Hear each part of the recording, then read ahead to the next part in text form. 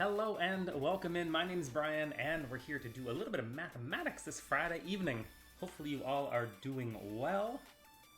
I am frickin' tired. It has been a very long April so far, and there's still 1 week left. Hopefully we will survive April.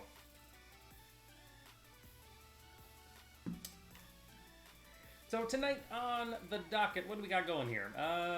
We've had some complex number stuff pass through Discord. I figured I would, since that's my background, I should probably give it a shot and see if I remember how to do stuff. It looks pretty tricky, but we'll give it a shot anyway. And we have some more puzzles, I believe, from Puzzle Andy. We're gonna try doing some clock stuff tonight, see how that goes. And depending on how things go tonight, I might stream a little bit longer. It's all, I think, going to be dependent on the dogs and when the dogs want to go for a walk. How was the brewery? Oh man, Loins. Tomorrow, I'm there tomorrow at 2. But first shift was awesome. I loved it. The staff is great. The owners are great. I'm very much looking forward to working a little bit more over the summer there. It'll help me think about stuff that's not math. Saturdays. Tuesdays and Saturdays, usually. But it's still kind of chilly right now, so they don't have me doing Tuesdays quite yet, just kind of the busy Saturdays. Okay, let's do some warm-ups here.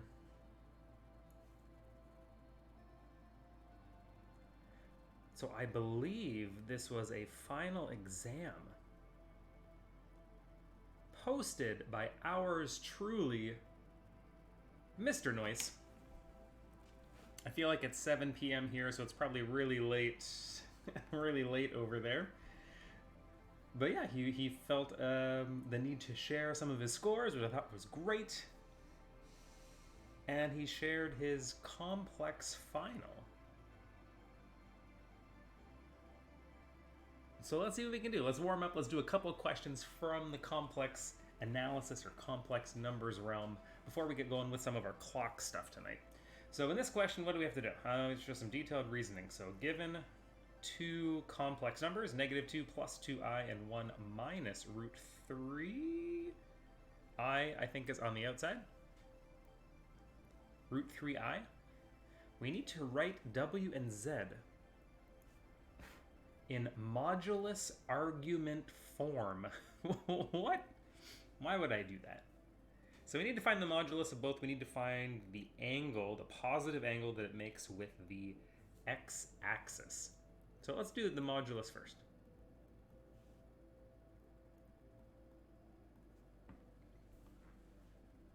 I know, he was a rock star. And all things considered, he did have to switch schools at some point during this term as well. So keep that in mind. Our boy's a superstar.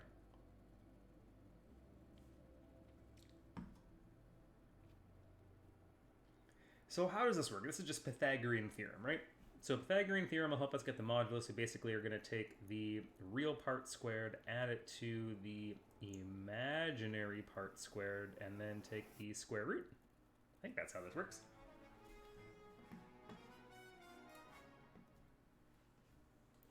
So is that 4 plus 4 is 8?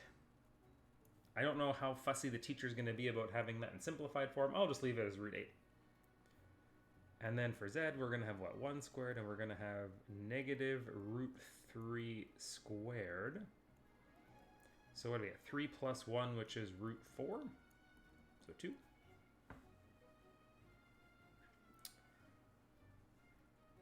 I know, I feel like it's one of those things, like I don't think I've ever heard modulus argument form. I might have to Google it too. I do know that we're going to need all of the building blocks, all of the pieces. The other thing we're going to need is we're going to need the argument of each. Now, if I remember correctly, let's say we have our complex number over here. The argument is this angle, this positive angle that we make with the horizontal axis.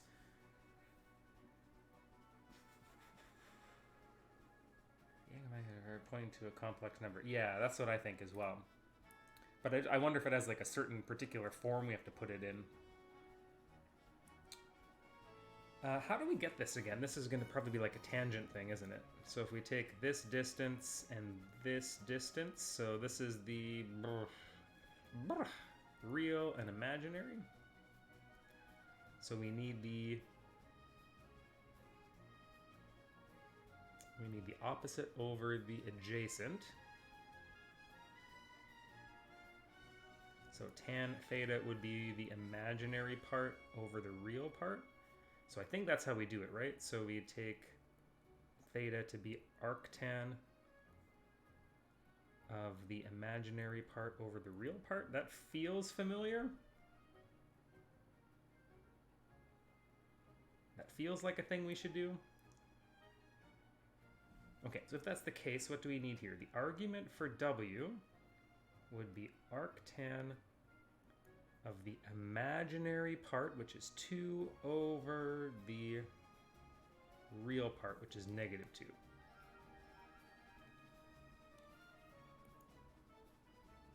So we have arctan of -1. Can I remember what arctan looks like? Probably not. What is arctan of -1? Calculator time.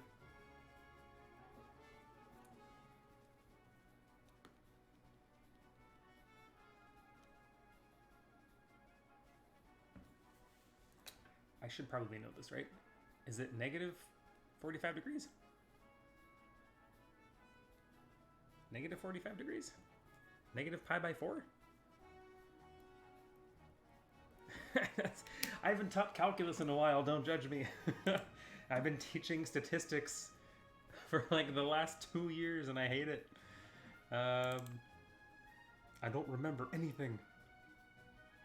Where's my calculator? Click SMR, here we go. Where's my arctan button? Arctan -1. Show me -pi/4. Yes. Okay, we got it. We're good. We're good. Arg for Z. And does that make sense? If we go -2, yeah, if we go -2 along the real and +2. Oh, maybe that doesn't make sense.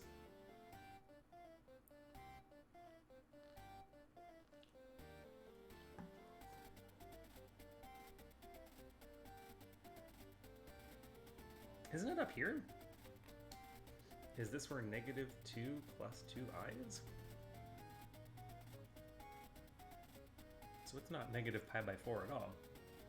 It's going to be pi minus -pi/4.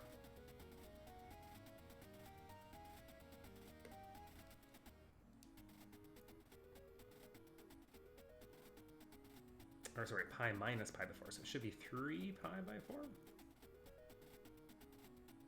Because I believe this is our argument, right? So arg z, I think we can kind of find the, this must be finding the reference angle, right? We use arctan to find the reference angle, and then we can use that to kind of figure out where we need to go. So what do I need here? We're going to have to take the -√3/1. And I'll draw this one in green. So this one's going to be like 1. And then we're going to go down by √3. So this one's going to be down here somewhere.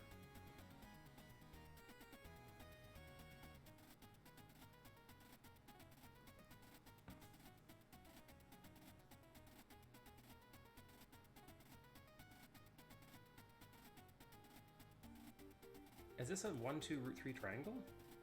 This one should be solvable too, I think, by the calculator, right? So if you go arctan of -√3, -60, so -pi/3, that should work, right? Based on our diagram? That should be good. Yeah, arctan is kind of like a cubic graph, but isn't it, it's tilted sideways or something, right?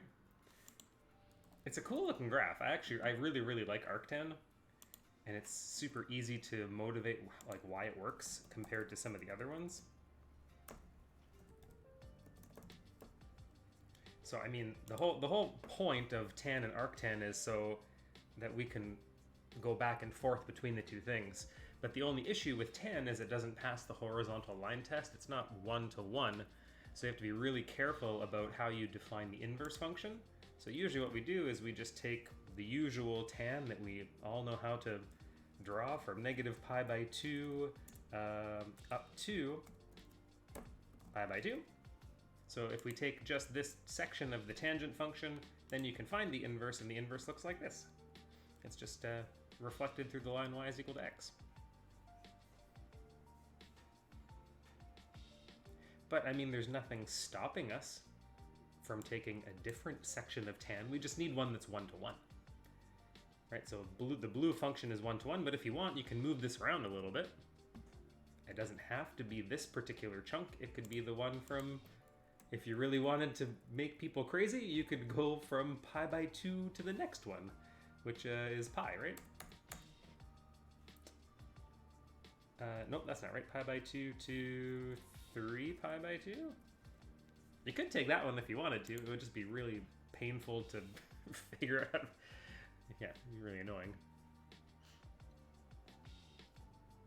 So as long as you have one chunk of the tangent function that's 1-to-1, you can make its inverse, and that's usually how we define arctan.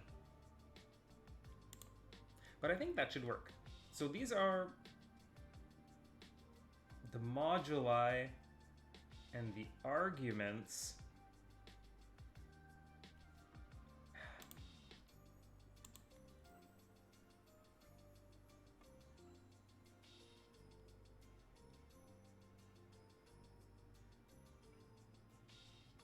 It doesn't look like they've given anything in modulus argument form. Let's just look it up. I'm kind of curious now.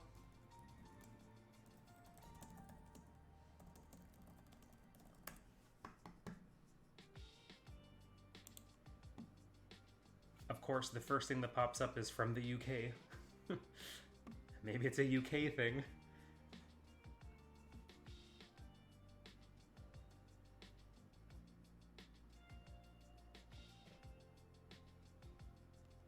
What? You just need the numbers? That's it? Okay. Okay. It's not even a form. You're just finding the modulus and the argument. There's no form at all.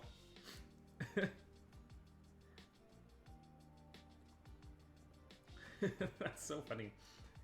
Oh, you silly English people.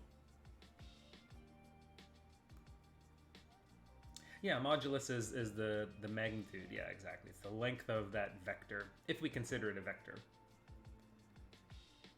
Okay, so I think that deals with part A. Part B is, maybe I'm just going to jot down our answers for part A. And then when Noyce gets a time, he can come back and take a look and see if we get something similar. So what do we have? We have for W, we have the magnitude of W is root 8. We have the arg of W as 3 pi by 4. We have the modulus of Z as 2. And arg Z as, what was it, negative pi by 3.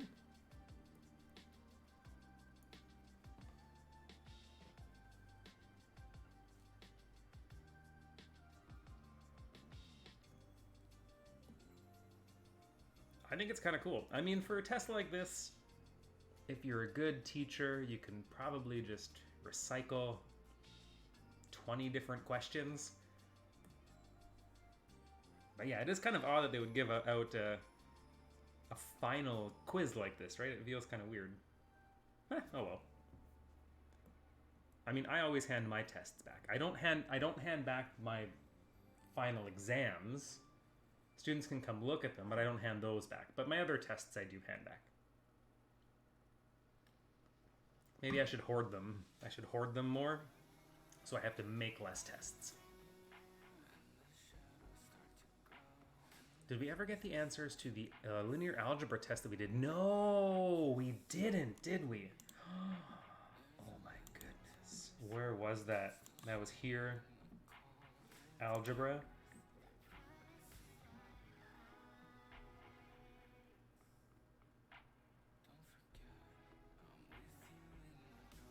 Maybe it wasn't in algebra. Was it in college maths?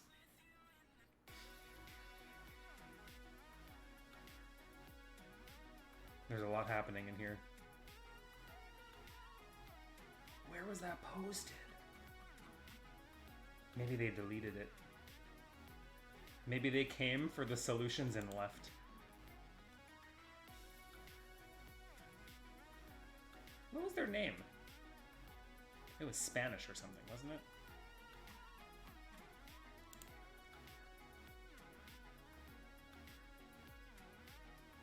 I'm gonna have to go lurking now. I'm gonna have to go find stuff, but... the plot thickens. I remember it being Spanish as well. But maybe they just, you know, they popped in casually and they were like, I'm just gonna randomly post this final exam, have people solve it, and then peace out. they didn't even, man, the least they could have done was given us some emotional support. That's the least they could have done. Oh, right. So I guess if we have the two moduli and we multiply W and Z together, isn't it just true that the modulus... How does this work? The modulus of WZ should be the modulus of W times the modulus of Z. Isn't that how this works? Would it bother you? Would it bother you if I left it as 2 root 8?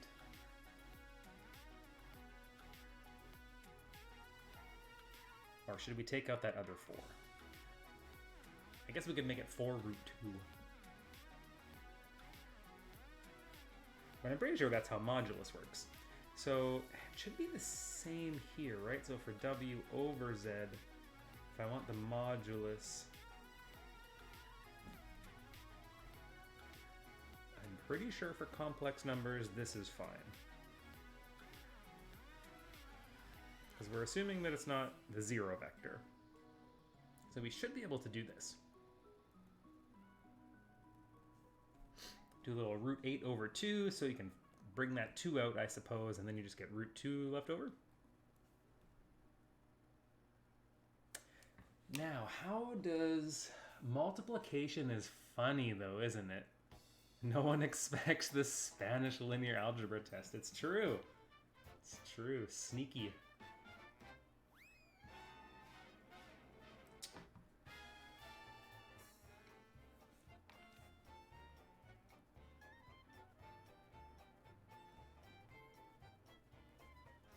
How does multiplication work again? Multiplication of complex numbers is cool because I'm pretty sure you just add the angles together.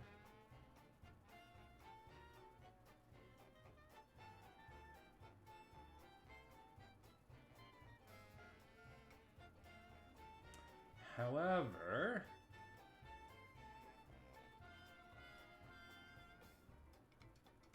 I have to be careful here with the argument. So is the argument always positive?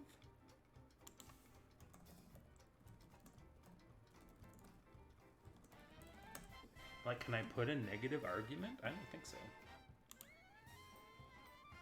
I think it always has to be measured in the positive direction, right?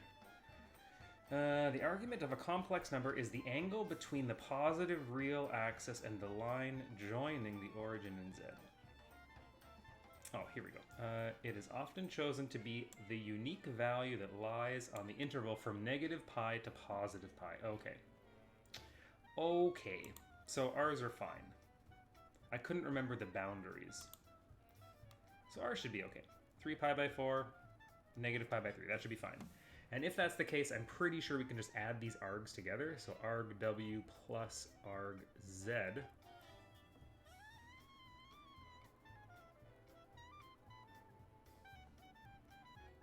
So it's set up in a way that I'm pretty sure that's how multiplication works.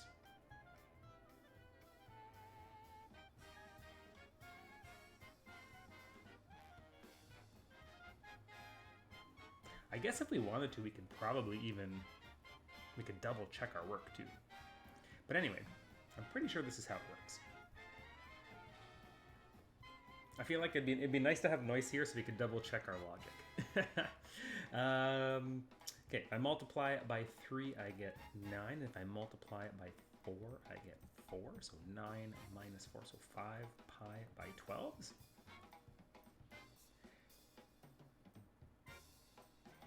This one could be a little bit weirder.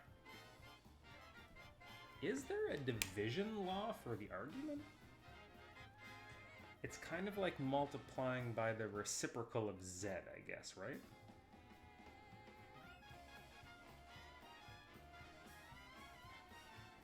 So I could probably think about it as argw plus the argument of the reciprocal of z. I'd have to do a little bit of legwork to find that reciprocal, but we could do that. We could do that. What was z? 1 minus 3i, root 3i. So 1 over z would be 1 over 1 minus root 3i. And we need to multiply by the conjugate here, so 1 plus root 3i.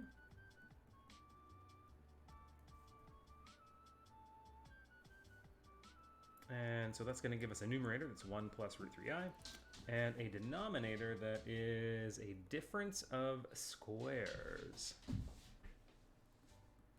Right, 1 squared minus root 3i squared.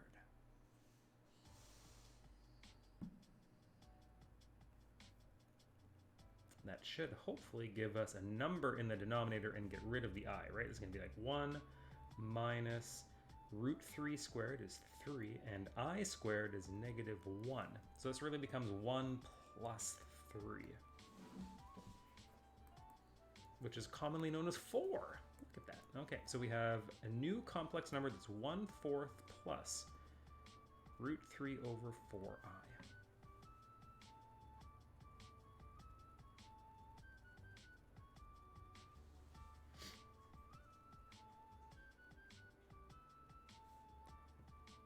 And we need to find the argument of this.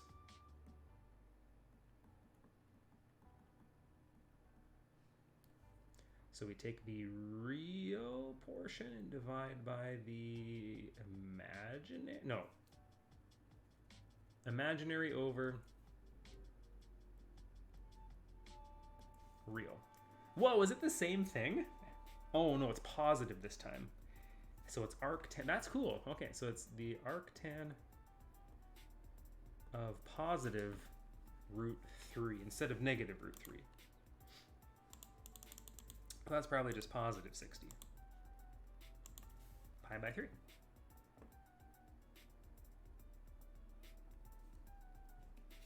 Is that, oh, that must always be the case. The inverse of a complex number will always have the opposite argument as the original. Makes sense. But anyway, that should allow us to solve this issue. This issue now becomes taking the argument of w, which is 3 pi by 4, and adding pi by 3 to it. And what do we get here? So it should be over 12 again. We need to multiply it by 3 and multiply it by 4. So we get 15.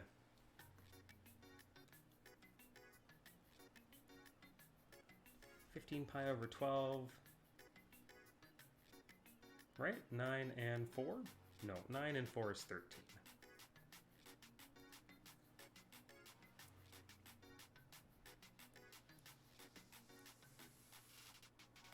So I'm going to give those a circle, and I feel like that is my warm-up question. Okay, I can think about complex numbers again. I'm going to do one more complex number question, then I want to start working and thinking about the clocks. I felt like I needed to warm up a little bit.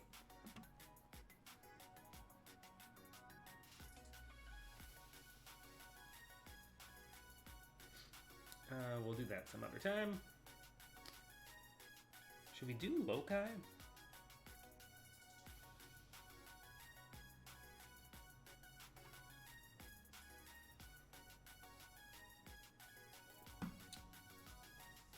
tree looks kind of interesting. Let's give 3 a shot. Why not? One more. Oh, complex numbers, my one true love. Why are there never any complex number questions on the Euclid math contest? Why don't we learn this stuff in Canada? You have to wait until university, which sucks.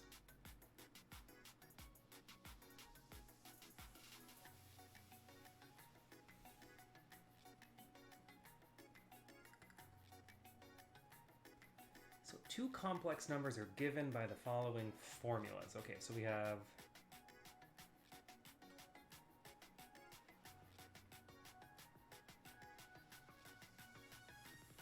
write down the modulus and the argument of each of the complex numbers A and B. Illustrate these 2 complex numbers on a diagram. Okay, how does this formula? This is Euler's formula, right? For complex numbers?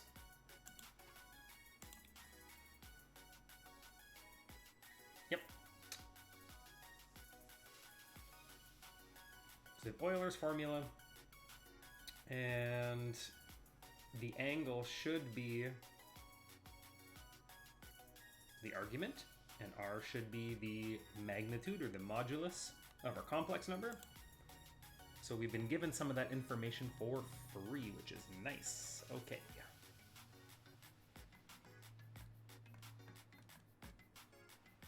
So A shouldn't be too bad. We know that the modulus of this complex number is 2, and its argument is pi by 8. And for beta, we have something like this.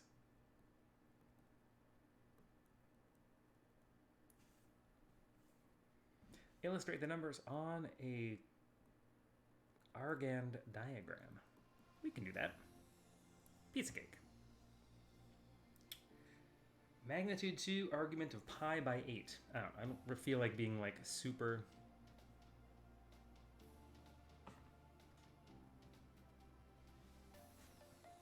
I feel like I don't... Maybe I won't do this. I don't feel like being super specific about this, but okay. Pi by... We need 5 pi by 8, which is... How big is 5 pi by 8s? Well, it's not quite 8 of them.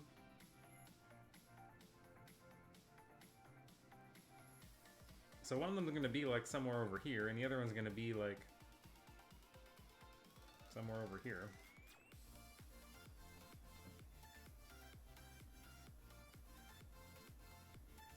Something like that.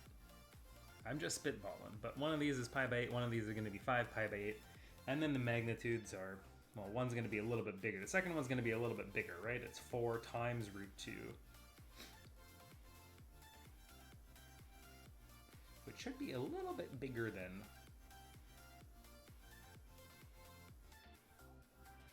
two, right? Should be a little bit bigger. Okay, so indicate a length on your diagram which is equal to b minus beta minus alpha, and show that beta minus alpha is 6. What? Okay, so if this is alpha and this is beta, oh, this is totally a vector question, isn't it? Where you have to move vectors around. So cool. Okay, yeah, we can do this. Indicate a length on your diagram which is equal to beta minus alpha. How does vector addition and subtraction work again? So let's say I have I think if we go tip to tail, then this is A plus B, right? That's A plus B.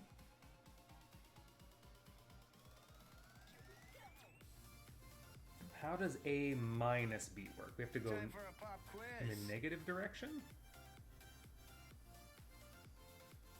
And then we just do it like this, right? So it's going to be like A plus negative B. It's something weird like that. We have to go in this, I think it's something like that, right? We have to go in this direction. And then we have to add A plus negative B. I think it's something like that. It doesn't necessarily make a right triangle, I just have really bad drawing skills. Okay, so I need beta plus negative alpha. So this is, let's say, negative alpha. And if I move that over here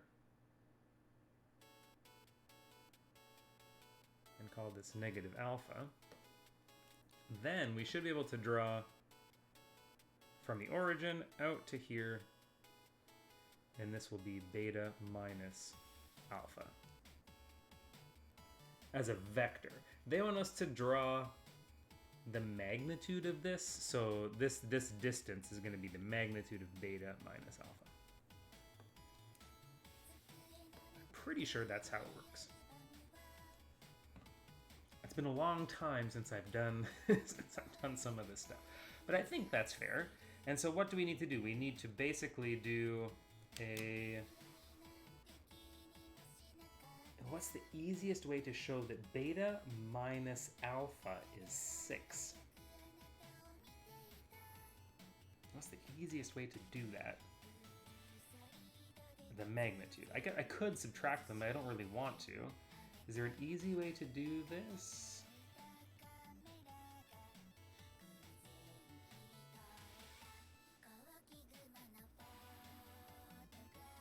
We have the length of alpha, we have the length of beta.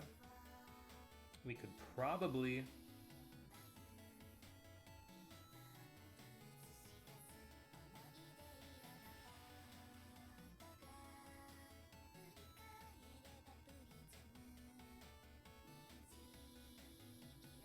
do some kind of like sine law or cosine law, right?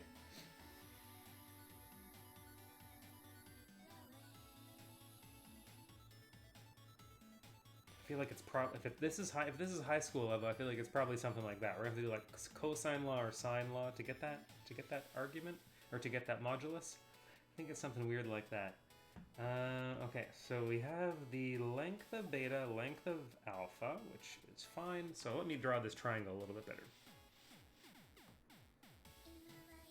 So this is, let's do black. If this is beta, this is negative alpha.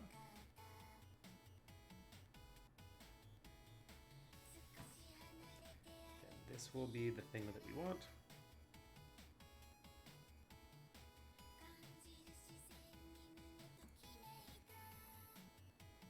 So we know that this side length is the length of beta, which is 2. We know, no, 4 root 2.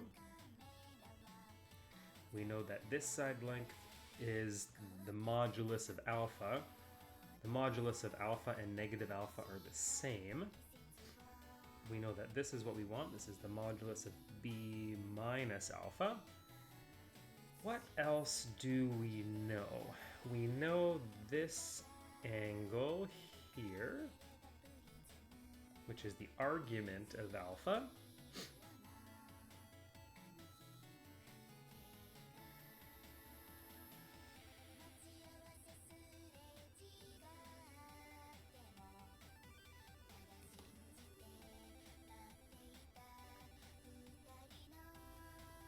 And we happen to know this angle here as well.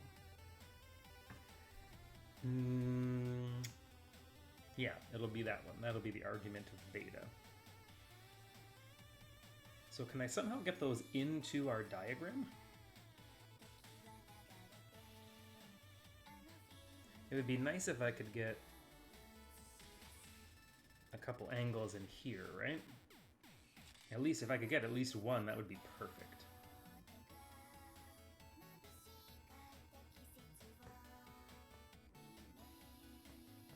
It's reminding me how ignorant I am too. Oh man.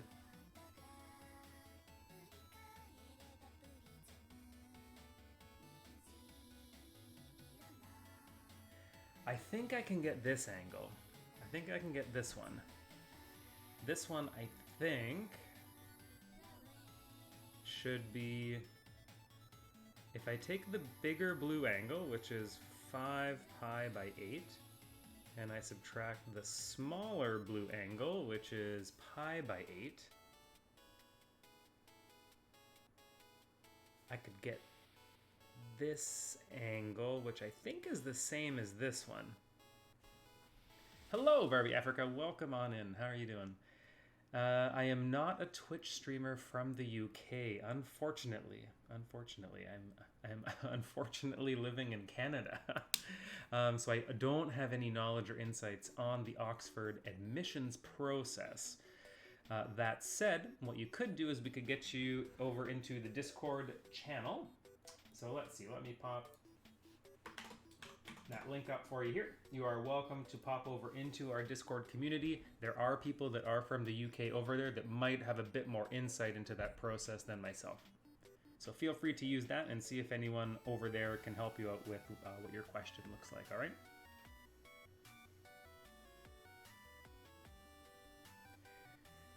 I think that's true. If that's true, that's really nice because now we have the opposite angle of the thing that we need, which is 4 pi by 8, which is pi by 2. That's a right-angled triangle. Holy shit, that would be so nice. What? That would be cool. That's 4 pi by 8, which is pi by 2, right? So this is a right-angled triangle. Oh, is it? Okay, so if it's a right-angled triangle, we should just be able to do a squared plus b squared equals c squared. So we know that 2 squared plus 16 times 2 should be equal to c squared. That's 36. Oh, that's such a nice question. Oh my gosh, I love it. I love it. Love it, love it, love it. And of course, c is equal to the thing that we want, which is our beta minus alpha modulus. Hot dog, that's so good. I love it. Okay, that's part B. On your well, we've really drawn a lot of stuff on this diagram. I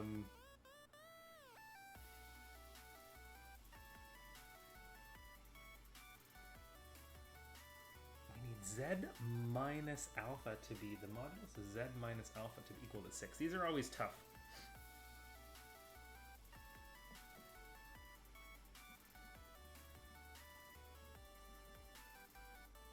And what do we know about alpha? We know that alpha has modulus 2 and it had an argument of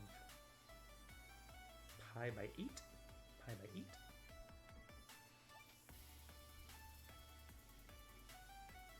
And we just thought it was somewhere over here. I'm not going to be super specific about this. I don't know how specific I would need to be on a UK test. But let's just pretend this is alpha way over here somewhere. This is alpha. So we need to plot a region where the modulus of z minus alpha would be 6. So we're looking for every possible complex number,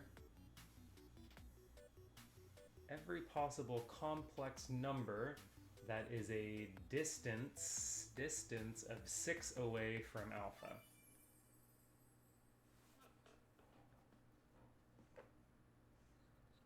Look at this guy, what a champ. I have a feeling that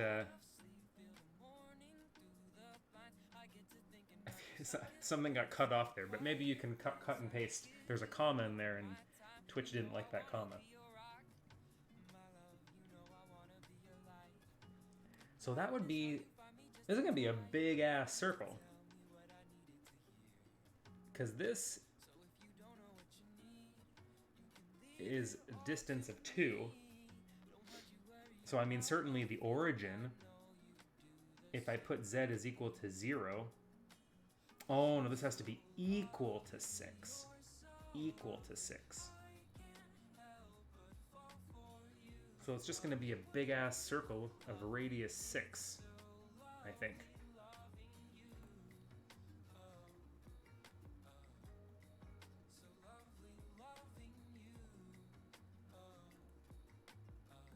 So it's just going to be a big ass circle like this.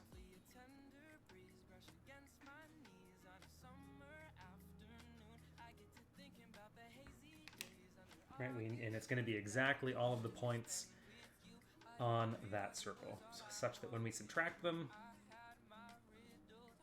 we have a distance of 6. Pretty sure that's how to answer this question. Oh, wait, ignore that giant link that I just dropped into your Twitch chat. Please ignore that. Okay, whew, that's getting my brain going. Okay, I'm ready. Okay, we're gonna open this up into the browser. We're gonna take a quick break from complex analysis. We're gonna work with some clocks. So let's see, what kind of puzzles? We have a couple warm-up puzzles here. And then the harder question, which I have not looked at the solution to the harder question.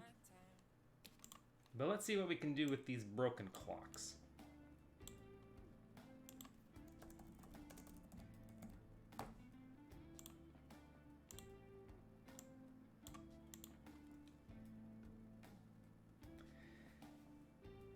We're going to skip over problem 1 because I think problem 1 is probably...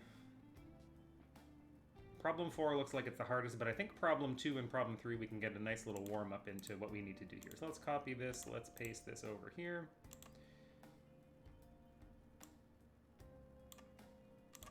And see what we can do. So problem 1 is use one straight line to split the clock face into 2 parts. And what we want is the sum of the numbers in each of the parts to be equal.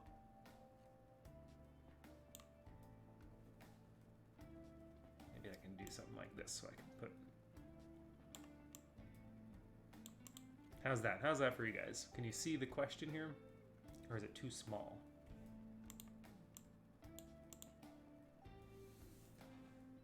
So one straight line, that's it, one straight line. What about a crooked line? One straight line to split the clock face into 2 parts. Here's what I noticed when I was thinking a little bit about the question, is that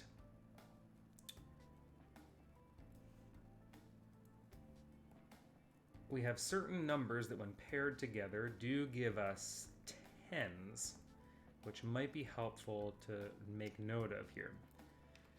So we can group these numbers together. These numbers make tens. So if I could somehow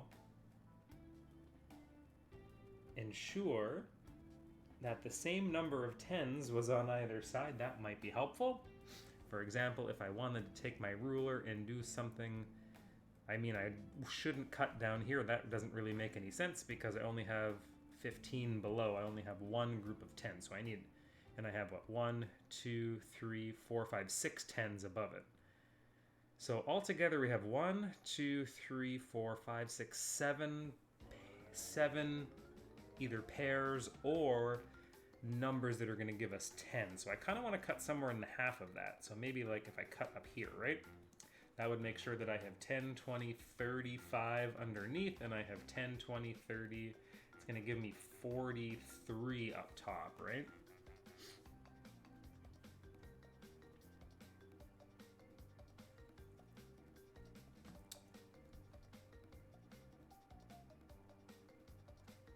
So thinking about pairs of tens is probably not helpful.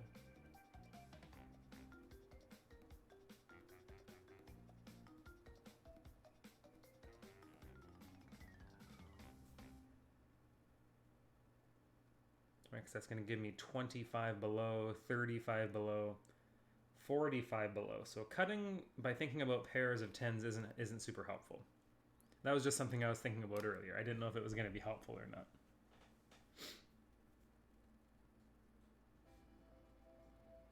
The other option we have to think about is what numbers,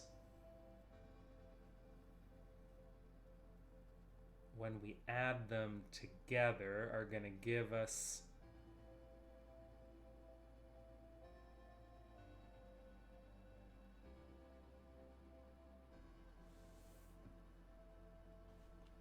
what numbers when added together would give us a similar ending number, a similar mod 12 number.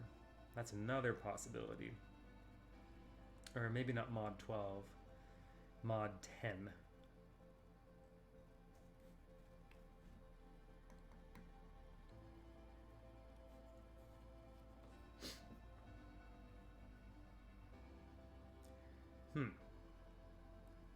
Let's try it like this.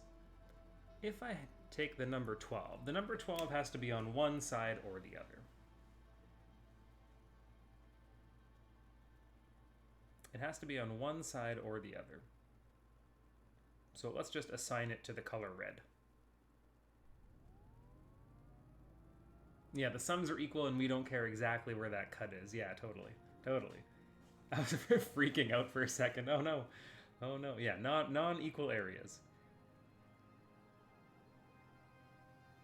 That means, so this means, I guess I could technically put 11 and 1 on the same part as 12.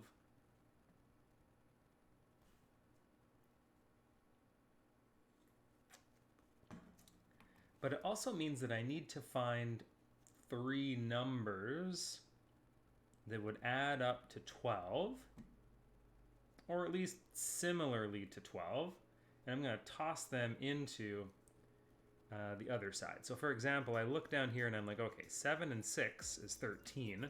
That's pretty close to 12, and I know that 1 is beside 12, so we could probably just make this argument that 7 and 6 should be on one side, 12 and 1 should be on the other side. So now we can start to take a look at what's close to these numbers. So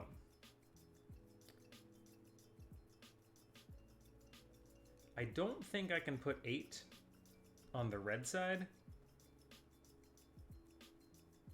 because that means that 9, 10, 11 would also have to be on the red side, and I don't have enough numbers on the right-hand side of the clock to make this work.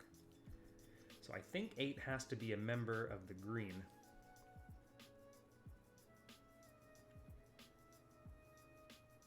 And if 8 is green, we probably should either add 5. So if I add 5, I get 13, which is exactly 11 and 2.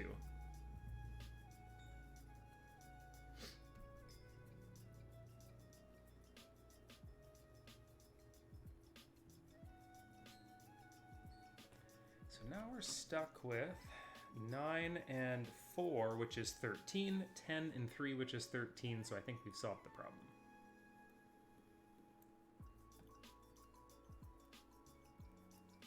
There's our cut. Does that work? So 10, 11, 12 is what? 32, 33, 34, 35, 39? Is it 39? And we have 10, 15, 39 as well down here. Okay, that one's not too bad. It's kind of nice though. I like the logic here. So problem 3, use 2 straight lines to split the clock into 3 parts so that the sums of the numbers in each parts are equal. You think 2 lines should be easy? Okay. We'll see how easy it is. You use 2 straight lines to split the clock face into 3 parts. Just pull out 10, 3, 9. Oh, I see. If we already know that this is going to divide everything in half.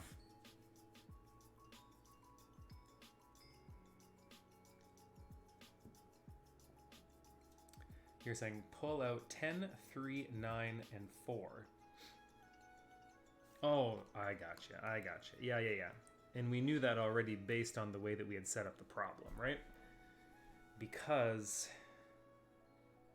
yeah, well, the 11 and the 2 and the 8 and the 5 gave us 13. Okay, yeah, so that one kind of follows from the first one, right?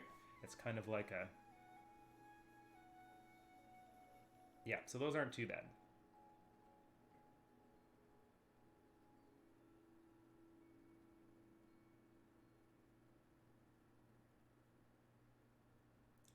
So now do we bounce back to problem 1? Because we don't know what the difficulty of problem 4 is. It's question mark out of 5.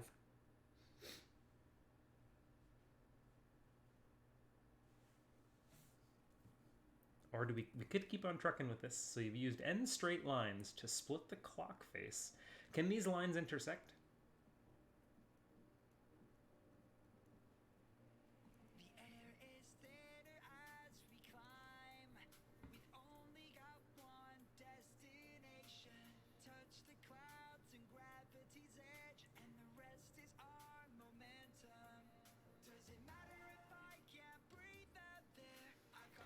So there's no obvious yes or no answer to that question. So we'll play with it as we go along. Let's go back to the original logic we had about how things worked.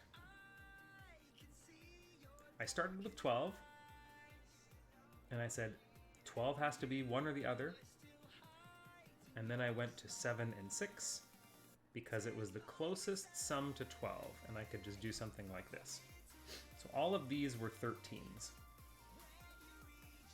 And this means we should be able to draw straight lines to make groups of 13, right? All of these are 13s. So we know it works for n is equal to 1. We know it works for n is equal to 2. We know it's going to work for 1, 2, 3, 4, 5. And maybe let's write down the sum. So the sum here was 39. The sum here was 19 and 7, which is 26, and here the sum is 13. That seems interesting. Does that mean that the sum of the numbers on the clock are a multiple of 13? Must be. What's the sum of the numbers on the clock? The sum of the first 12 numbers. It is, right? 12 times 13 over 2, so it's 6 13s.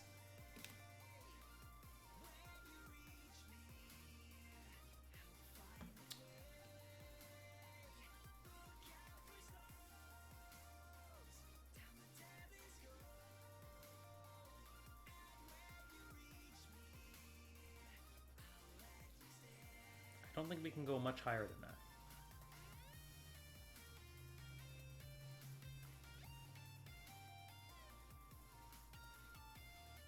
I mean, ideally, we should be able to take 6 times 13, which is the sum. We should be able to get the prime factorization of this, which is 2 times 3 times 13. And we should be able to match up n's for this prime power factorization. Those are going to be the only n's that work, right? They have to divide 13. Right, so we have 13 times 1, we have 13 times 2, we have 13 times 3. What about 13? Well, that's the smallest one. I don't think you're going to be able to find anything in between. There's no other... Oh, unless we can find something divisible by 6. Because what are all of our factors, right? Our factors are going to be 2, like 1, 2, 3. 1, 2, 3, 6, 13, 26, 39. 6 times 13 is probably going to be too big.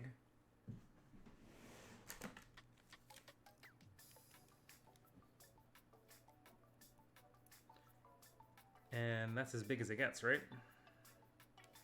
So 78's not going to work, that's too big. We could probably do it by ones. Or no, that doesn't make it, sorry, we can't do it by ones. I'm being stupid, sorry. Okay, so we have one for 13, we have one for 26, we have one for 39. Is it possible for us to find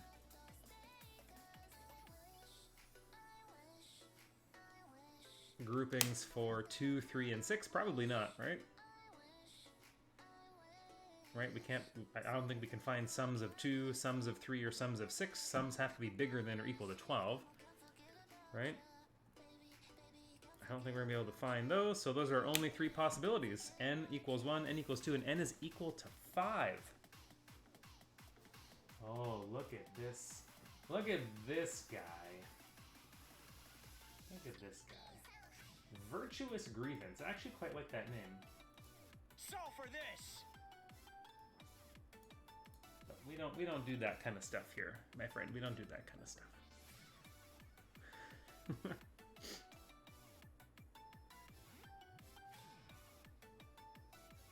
welcome to Pen Center's channel, where we don't promote hype coin or Dogecoin. Only I can do that.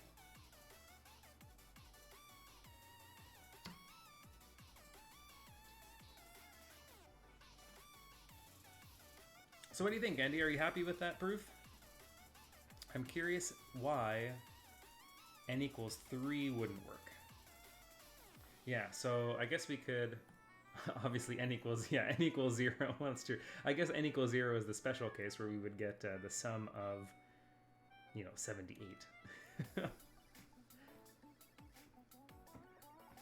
So so let's look at n equals 3, n is equal to 4. Those would be,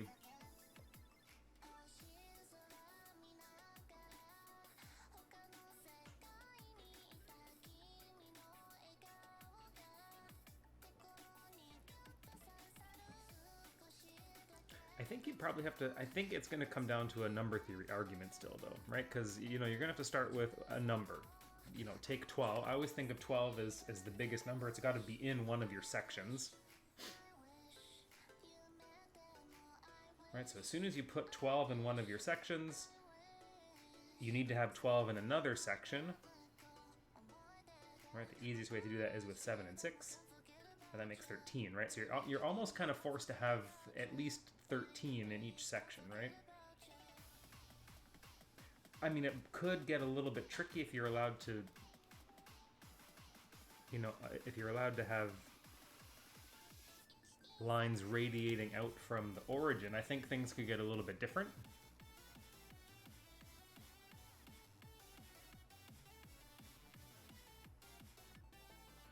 But yeah, I think if you're just forced to do straight lines, and we're not thinking about the broken clock,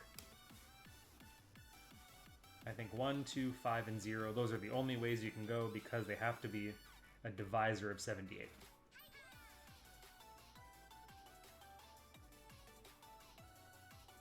I mean, if we just don't have a 6, wouldn't that would make life so nice?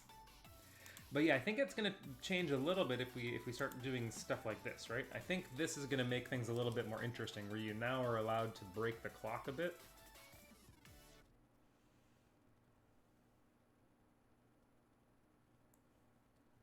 But it is interesting, I think, that clock question does boil down to working with prime power factorization, right? I do think that's interesting. At least that seems to be the easiest way to disprove some of those cases. This clock has been broken into 3 pieces. If you add the numbers in each piece, the sums are consecutive numbers.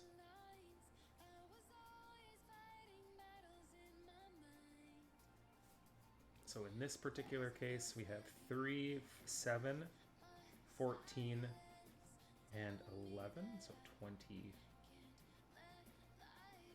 14 and 11, 25. We have 10 and 17, which is 27. So this one should be 26, 23, 4, 5, 6, 25, 26, 27. Can you break another clock into different pieces so that the sums are consecutive numbers?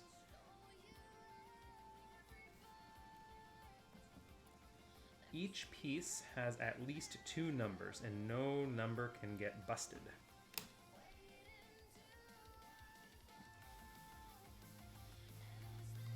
All right, where's our clock?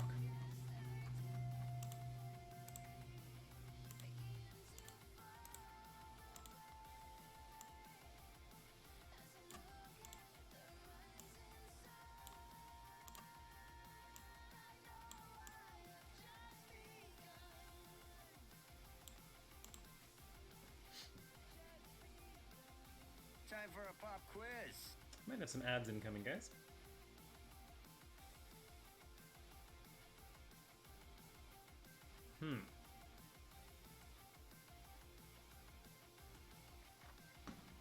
Now, let's see. Let's look at the sum first. We know that 25 plus 26 plus 27 should equal our 78, right? So 20, 40, 60 plus 11 is 71 plus 7 is 78. So we need to find, this really comes down to finding three consecutive numbers that add up to 78.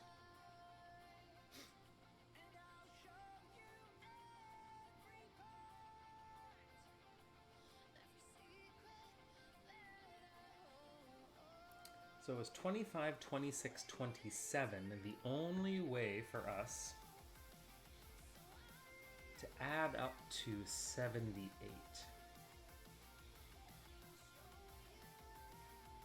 Or is it possible to find another? Is it possible to do this? Oh, any number. Oh, okay. Any number of consecutive integers. Okay. So if I break it into three pieces, those three pieces would have to... I gotcha. Okay. Would have to add up to 78. But if I broke it into four pieces, those four pieces would have to... Okay. Is that possible? Let's ask the question. I guess question number one, is it possible to solve for n is equal to 2? Can I find n and n plus 1 that add to 78? I get the sense that all of these are going to be unique. They're all linear equations, right?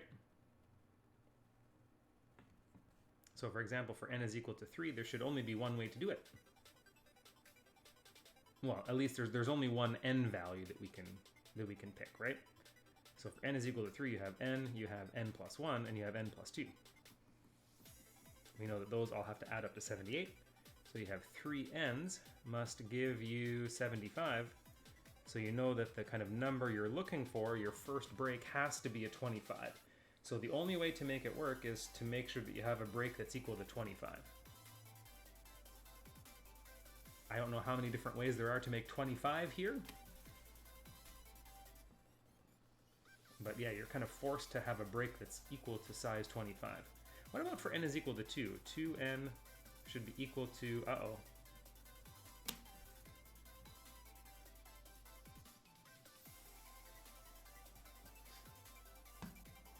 That's not good. So 2 is not possible. Does that mean that any even number is not possible? Yeah, let's come back to 3 in a second. I like that. I like your thought about if it's possible to do it in a different way. But this is interesting to me. Is it going to be true for every... So are even numbers of breaks possible? Or do we have to be forced with an odd number of breaks?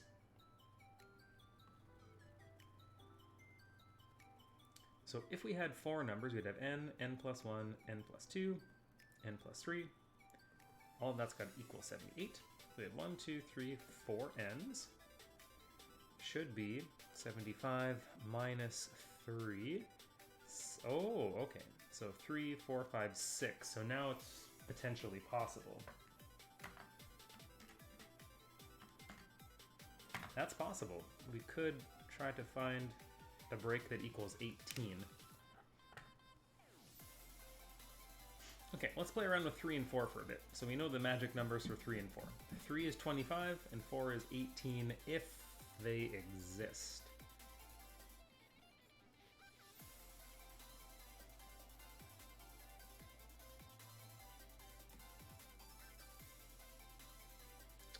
Let's go breaks 3, breaks 4.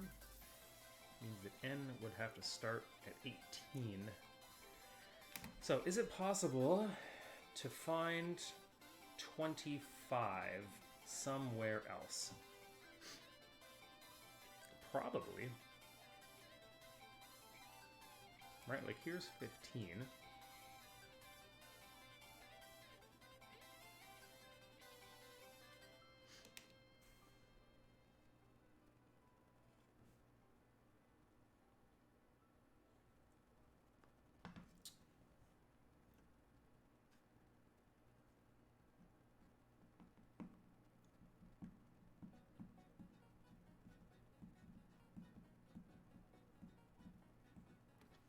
All we're doing is working with consecutive numbers here, right?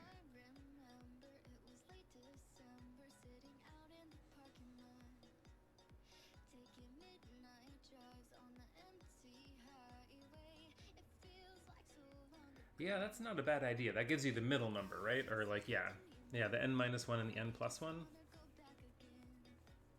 So it'll give you one of the middle numbers rather than the starting number, right? That's a nice little strategy.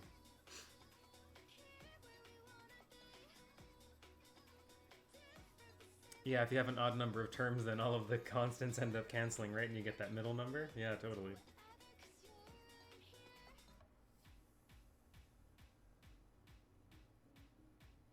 It's funny that you mentioned that. That's very much, that feels very much like a contest strategy kind of thing. I see students do that a lot in the math contests. And then they kind of find the middle thing that they need, and then they find the other numbers using the symmetry argument. So I'm thinking here, the number 25 either is going to be crossing over the 12 and the 1, which could potentially be an issue.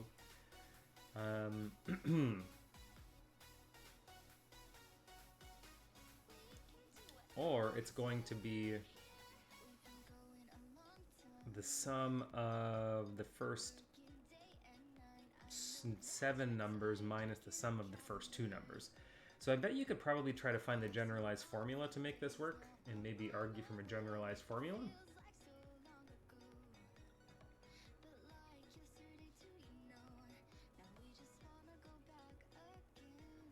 And I'm kind of curious now. So if we think about the sum of the first n numbers, I'm going to say the first I numbers. So I goes from 1 to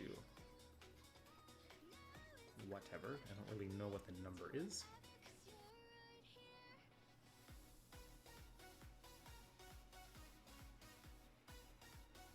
But we're only going, we're only going from 1 to...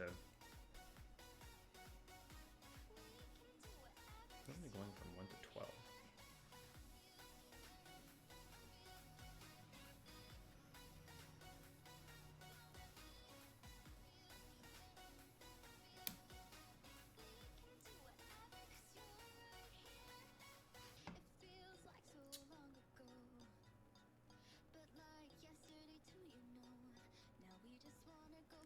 I'm gonna make a little chart.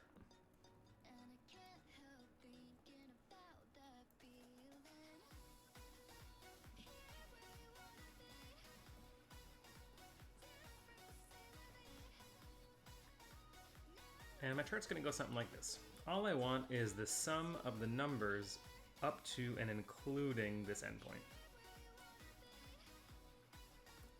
So obviously if I choose the number 1, the sum up to the number 1 is itself. If I go up to the number 2, the sum of the 2 numbers is 3, and so on. So 6, 10, 15, 21, 28, 36. 36 and 9 is 45, right? 45, 55, 66, and this should make us all the way up to our 78.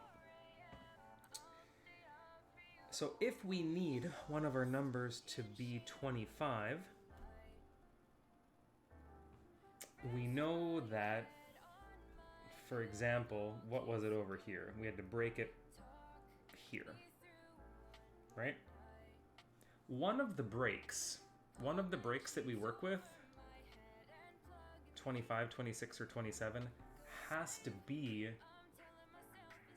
the difference of 2 of these numbers that I have in the chart, right? So for example, this 25 comes from taking the sum of the numbers up to the number 7 and subtracting the first 2 numbers, the sum of the first 2 numbers. 28 minus 3 is one possible way to get this 25 that I need. The other one you had, I think, was these 3 over here, right? This was our 27. This was another number of interest. This is going to be the first 10 numbers, subtract the first 7 numbers, right? 55 minus 28 should give us a 27. And then this last one's a little bit easier to, or a little bit harder to talk about because it crosses over the 12, so it's a little bit harder to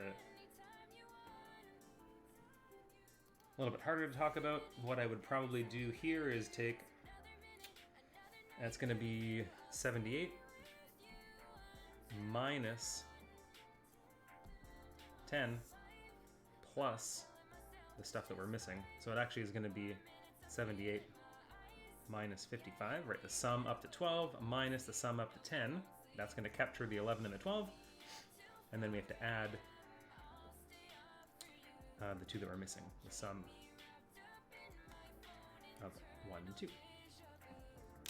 But it is interesting, now that I've written this down, it's interesting that they all depend on each other. Isn't that weird? I suppose that's not that weird. Because you need to be able to break these sums into 3 distinct parts, right?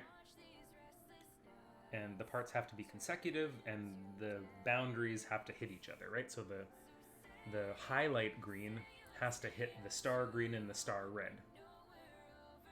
Right, the star reds has to hit the highlight green and the star green. Yeah, and then your star green has to hit the other 2. Okay. So I guess the question we could ask is 3 to 7, is 3 to 7 the only way that we can make a 25? Is that the only way that we can do it? Is there another way that we can take two of these sums and get a 25? Or a 26 or a 27. It doesn't particularly matter. But we need to be able to remember that we're subtracting, right? So ideally what we want to do is we want to do the subtractions first, if that makes sense. I think that's the easiest. So I can see one here. I can see like if I do 36 and 10, that'll give me a 26.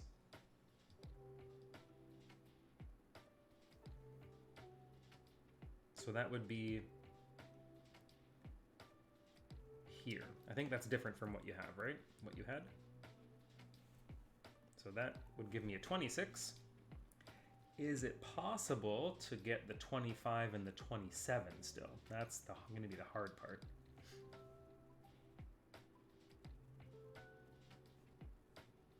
Oh yeah? Prepare to be iterated. Gert56. Thank you very much for the follow. Much appreciated. Welcome to the Epsilon crew. Here we solve some math stuffs. So if you have math questions or you just want to chill, you can do that too. If you got questions, throw them up into the chat. We can talk about them. Otherwise, sit back and enjoy the ride, my friend.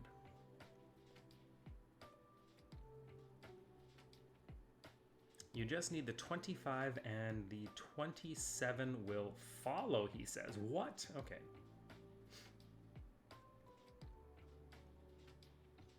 So if we can find the 25. 12, 13, 14, 15, 16, 17, 18, 28, 29.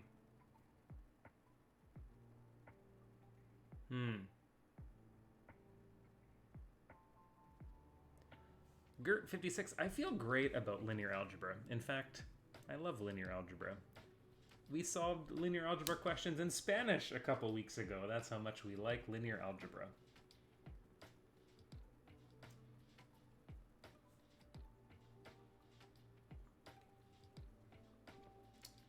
But yeah, if there's some certain stuff you want to talk about, let me know. You can use !DC. That'll give you access to the Discord server if you need to post a photo of something. Yeah, so we'll throw that up for you in case you need it. So the easiest way to ask a homework question is just to post a picture of the question into the chat group. You can post it right into the algebra channel. And if I'm not streaming, usually somebody can help you solve those questions too. And while in between homework questions, we often solve puzzly type questions instead. So I don't know. I don't know if you can find a 25 or a 27.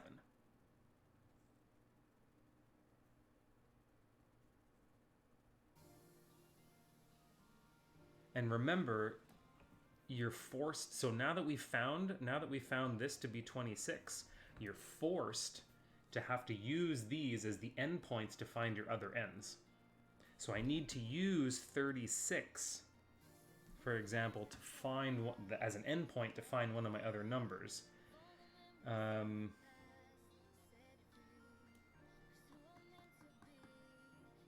I mean, we could take 78 as the other endpoint. I know that's, what's 78 minus 36?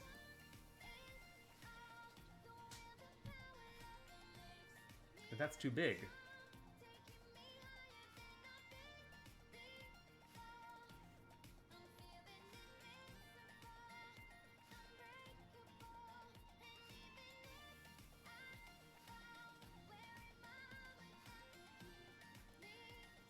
Ooh, going to grad school soon, and linear algebra course was more than a few years ago. It's been a hot second since I've done grad school level linear algebra. Not gonna lie. So, I mean, I can certainly help up to a certain level. If we get much for machine learning, okay. If we get much more past, like, we can't, you know, I can talk a little bit about rings and fields, but that's about it. That's, you know, I'd really have to study the material if we had to go much further than that.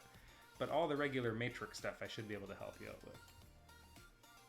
That kind of linear algebra, we can do that. Linear algebra for computer science, we got you covered. We got you covered. Maybe he's designing a new language. New language for AI. That'd be a good grad school project.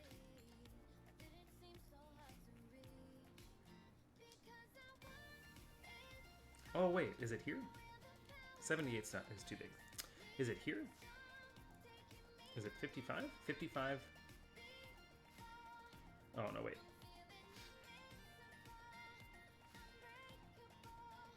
$55 minus 36 is not going to work, right?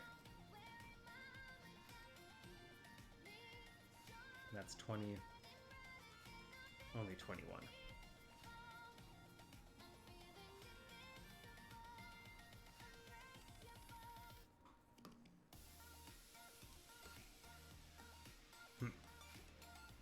So maybe that cut doesn't work. So which one did we have? We had 28 and 3. That was a possible 25. I'll keep that highlighted. But let's move around and see if we can find any other possible 25s. Are there other possible 25s?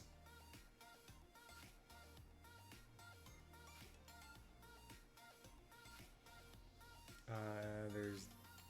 No, wait, that's not 25. That's 15.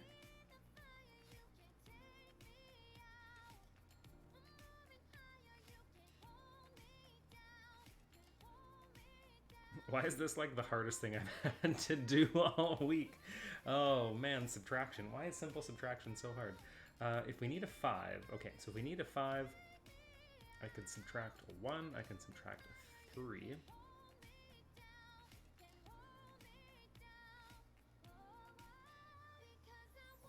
Okay, so we need to start at least at 28. 28 minus 3 would give me a 25. 36.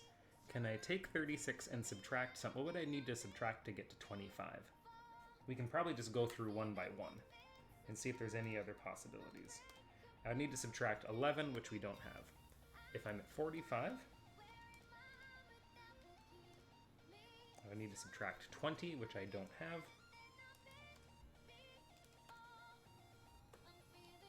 If I was at 55, I would need to subtract 30, which I don't have. If I was at 66, I'd need to subtract 41, which I don't have. And if I was at 78, I'd need to subtract 53, which I don't have. So this is the only possibility to get a 25.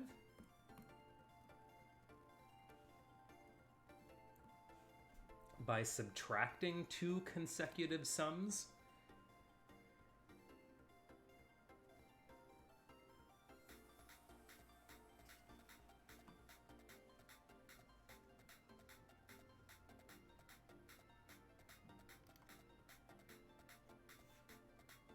Amogus, holy cow, what is happening? All of the superstars, all the rock stars are here. All of our rock stars here tonight. Amogus is here. Yeah. How you doing? It's been a long time. You surviving your classes over there in the United States or what?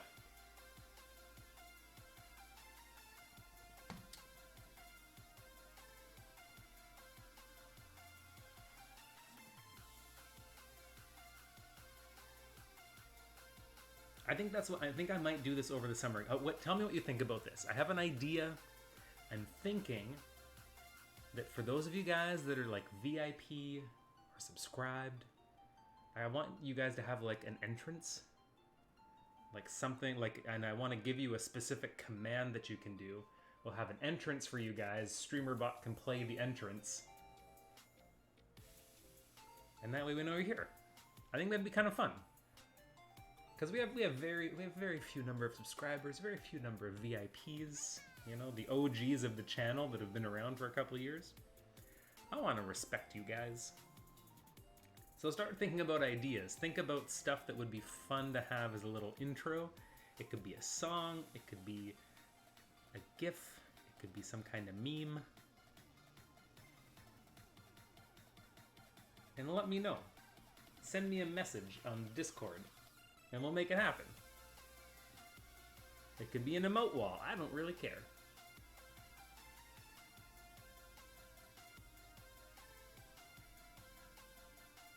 Well, I am very happy you feel loved because that makes me also feel loved. So much love.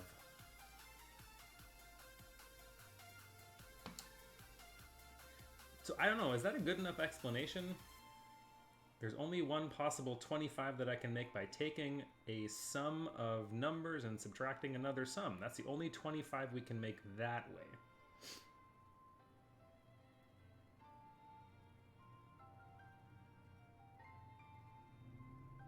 So the only other possibility would be to have it loop past 12. The other possibility is that it could contain 12. If our 25 contains the number 12, if our 25 contains the number 12, it could contain the number 11, right? We could, that's 23, oh no it can't. 24, so the best I can do is 26. I can't quite make it to 25. 23, so yeah, I could get 24, but I can't get 25. So we can't have a 25 that includes both 12 and 1. It's just not going to happen. Or sorry, it can't contain 11 and 12. But it could contain 12, 1, so that would be 12, 13, 14, 15, 16, 17, 18, 22, and then we'd be too big. I don't think there's a possibility where 12 and 1 give me a 25. So I think there's only one way that you can cut this using 25, 26, and 27. I think that's it. I think we're stuck. Valentin, hello, welcome on in. My name's Brian. Yeah, we can certainly solve some questions about polynomials. What's the easiest for you? You can type the question into chat, if possible. The other possibility is if you want to take a photo. If you want to take a photo of your question, you can always post it to the Discord server as well. You can post that to the algebra channel if you want. Whatever's easiest.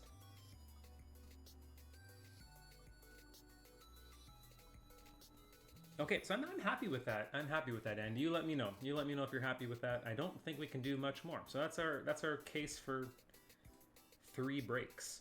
If we have 4 breaks, we know that we need the numbers, what, 18, 19,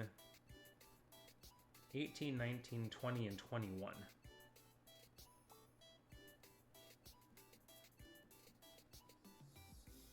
So that's going to be what I want to think about next.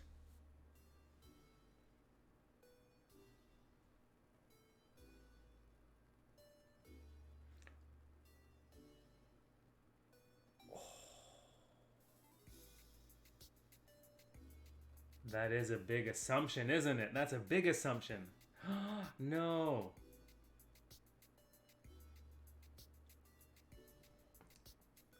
No. No. Don't do it. Don't do it. No. I don't want to. No. Oh, that's awful. That is awful. That's mean. That's so mean. Really? If you drop a clock, is it really going to break like this? My clock's not going to break like that.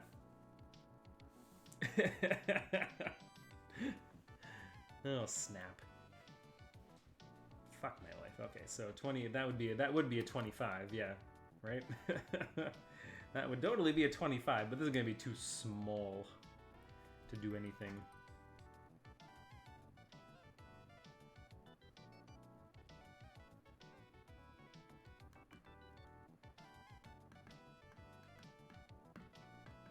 Okay, let's work with the spokes first. Let's think about the spokes. I agree. Let's do the spokes case. And we can come back and we can think about the non-spoke cases. Oh man.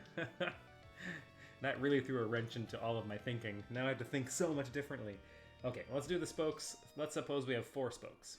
Right, we're gonna break it into 4 different. That's 5. Good try. What? Huh? 1, 2, 3.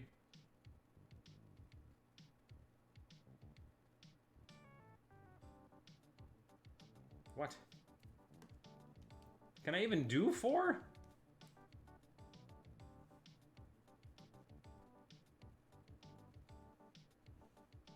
Can I do 4 spokes?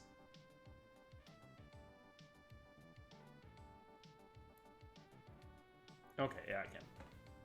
Why couldn't I get that? Why couldn't I get that to work? Oh no, oh no. Prove that for any prime p. Oh no. I love how you've introduced it so nicely. You're like, it's about polynomials. It's about polynomials. I don't even know what a cyclotomic polynomial is. Well, I mean, I'm sure I do, but...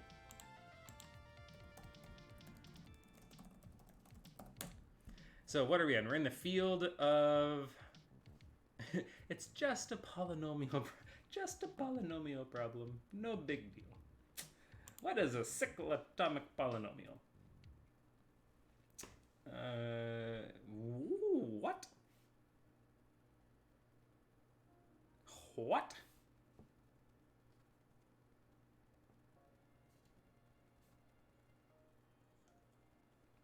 So a polynomial, are you working in...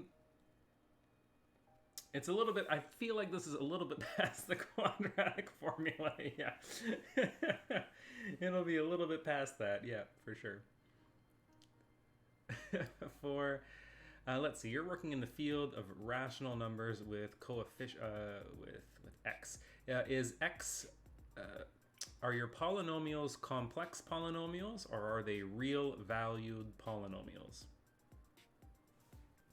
That's the first question I have.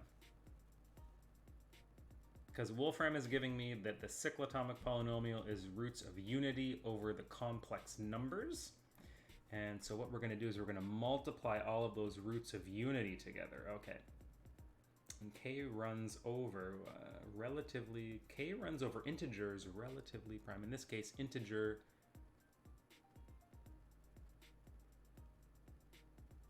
coefficients. So in this case, integer coefficients.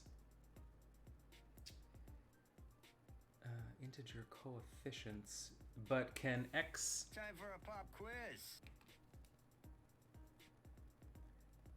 We'll have to hold tight here in case Valentin gets some ads.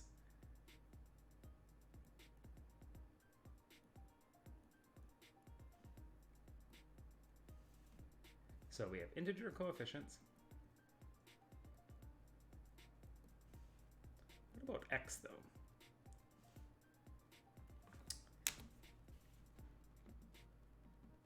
Let me do a little bit of quick reading, get myself caught up on some of this. This seems relatively... For p... odd prime for the first few. If P is an odd prime, okay, so on any line, the signal is strictly increasing as it is odd. Okay, so P is an odd prime, and let's see. I did get 5 ads. Sorry about that. I do not run Twitch. I do not know how it decides to give ads to people. For any prime P, the Pth cyclotomic. Okay, I need to write this down. Okay, so P is prime. We're looking at the Pth.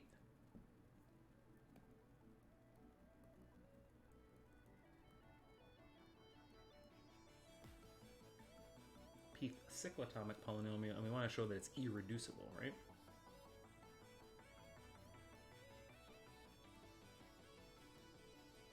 You need to give me some more information about this field.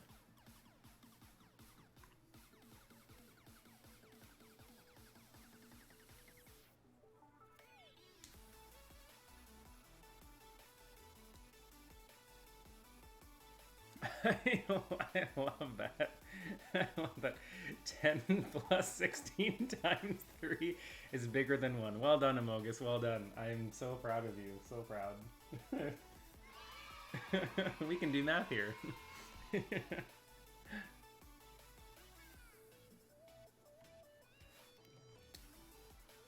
So QX is the space of polynomial with rational coefficients.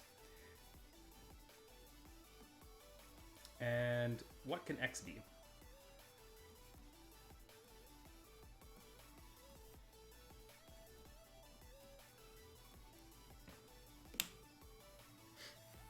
So we're making polynomials, right, with rational coefficients. That's fine. But so if I go to make one of these polynomials, let's call it. I don't really want to call it P because P is going to stand for a prime number. But let's try to make one of these polynomials. For instance,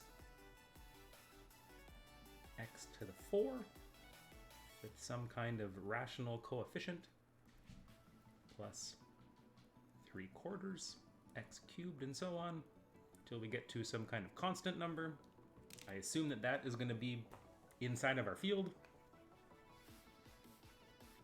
But what are you allowing? Are you allowing x to be real number? Like, are there restrictions on x? Real numbers, complex numbers?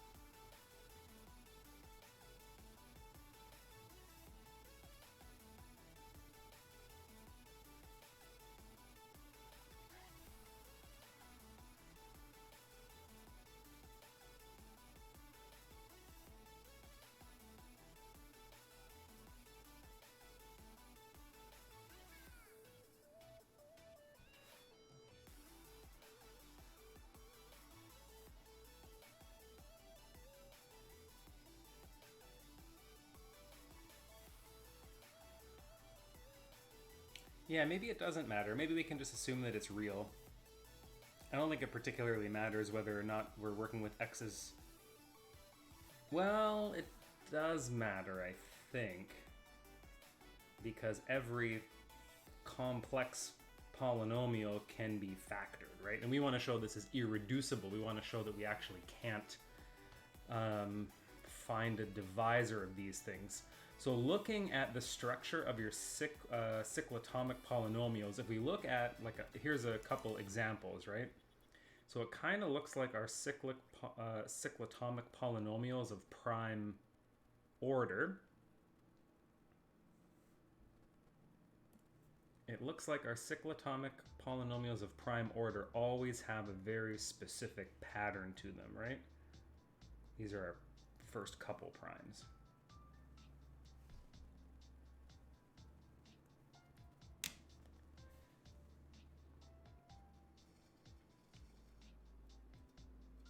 So for when p is equal to 2, we have x plus 1. When p is equal to 3, we have x squared plus x plus 1. Obviously, we know that x plus 1 is a linear factor. That's a special case. So p is equal to 2 is a special case.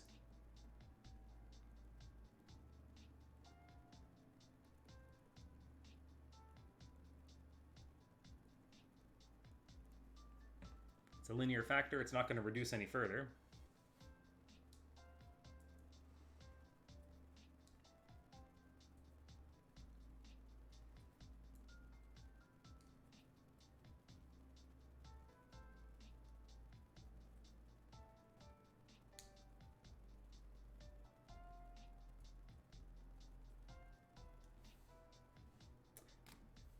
I wonder if you probably can't do, can we do induction on this?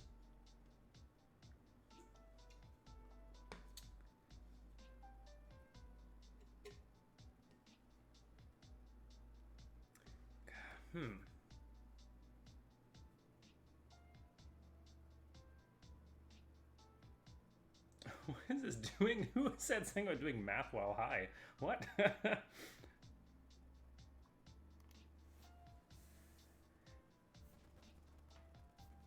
Yeah, it depends how far we need to go, right? I'm not sure exactly what class we're doing work for here. But I mean, for me, it seems pretty obvious there's a pattern of how these polynomials are structured, right? Which is going to prevent these polynomials from being reducible in the sense that I can find, linear factors of them. So it kind of depends on what your prof is looking for, we want to show that these polynomials are also prime in the field that we're working with, right? So we want to show that we can't find a divisor of these. Right? I think that's the idea, right? All of these polynomials definitely look like, over the real numbers at least, we're not going to be able to find the divisor for them.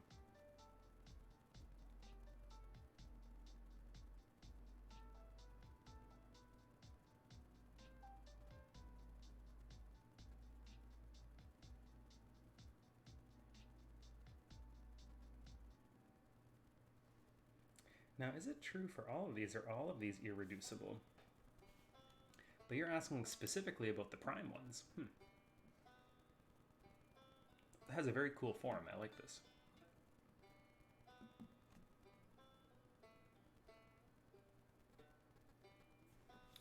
So the cyclotomic polynomials are monic polynomials with integer coefficients that are irreducible over the field of rational numbers.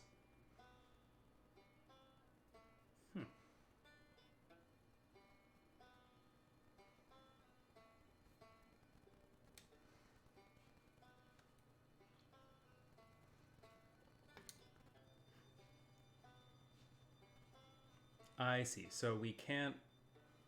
How does that work? We can't factor this irreducible over the field of rational numbers. So it's impossible to find...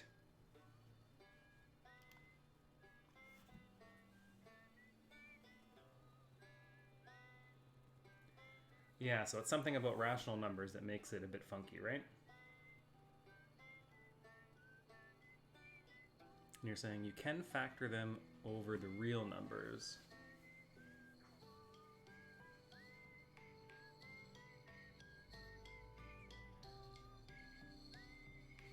Wouldn't you have to factor them over the complex numbers?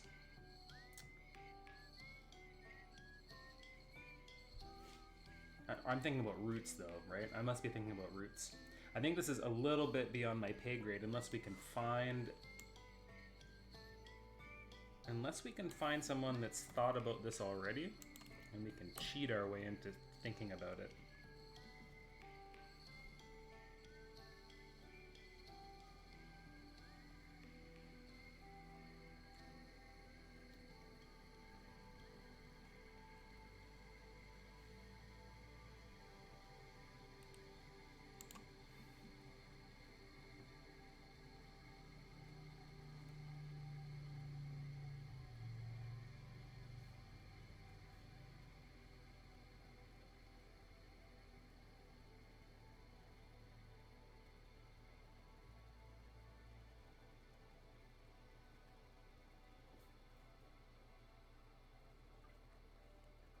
That's not helpful.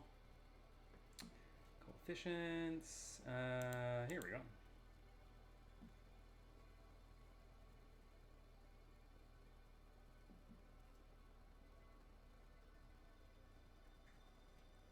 Okay, so the nth cyclic polynomial for any positive is the unique irreducible polynomial integral is divisor of xn minus 1. Oh, yeah. Okay. And not a divisor of x to the k minus 1 for any k less than n.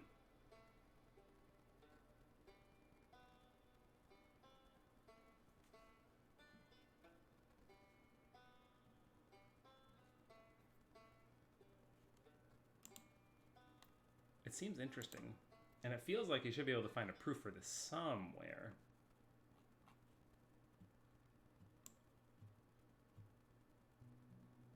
I feel like this is kind of common knowledge. It feels like common knowledge on the internet.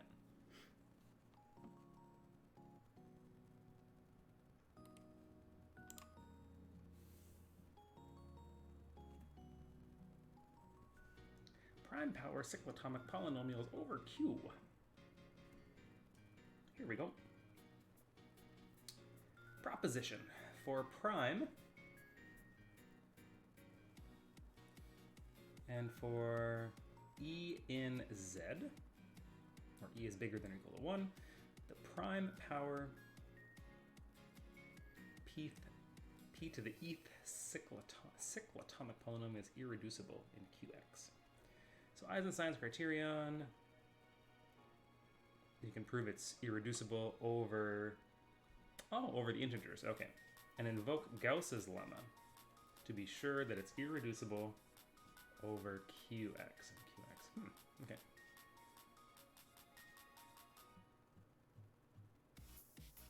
Okay. This is a problem that would show up in my nightmares as well. But let me see. What can I do here? I can put this here.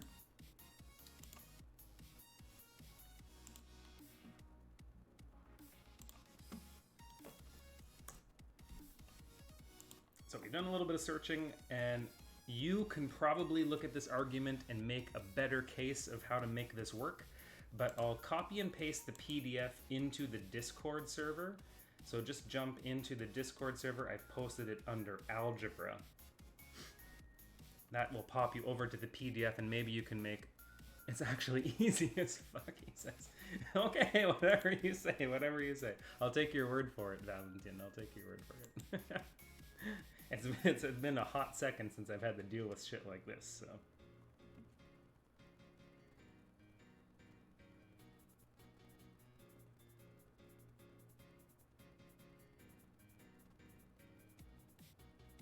I don't even know what Eisenstein's criterion is. I don't think I've studied that. Good. I'm glad that helped out. I'm glad we made some sense of that. Now we can go back to n is equal to 18. You got it. No worries. I'm glad that I could search the internet and make it make sense for you. I'm happy to help.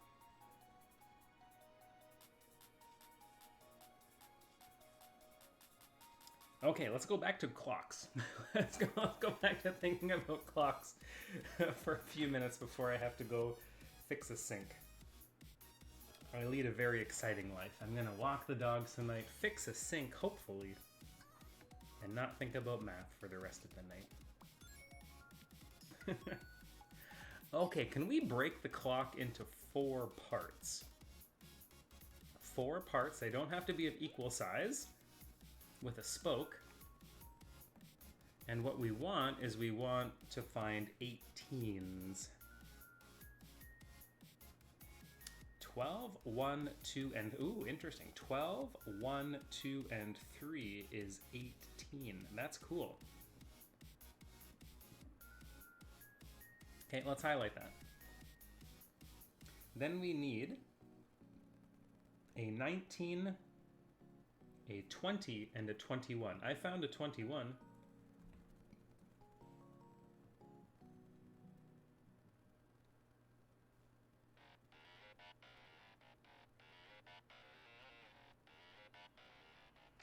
Is it possible to break the other remaining numbers into a 19 and a 20?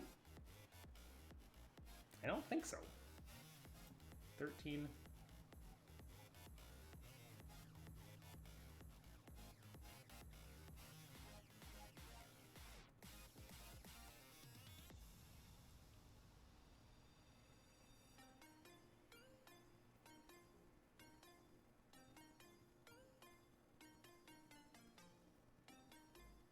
Yeah, 20 is going to be the tough one, I agree.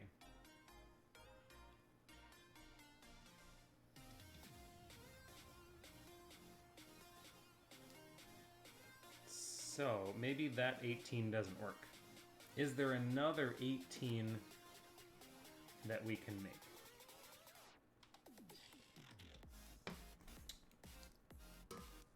There's an 18 here as well, right?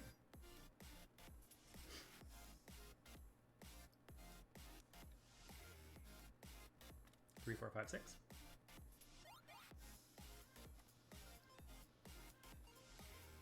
Yes, we did. So we needed 4 consecutive numbers that added to 78. So 18, 19, 20, and 21 should add up to that number we need, which is 78. And right now I'm just considering the cases where the numbers are consecutive, like the numbers on the clock are consecutive, so the breaks are nice clean breaks and not weird breaks.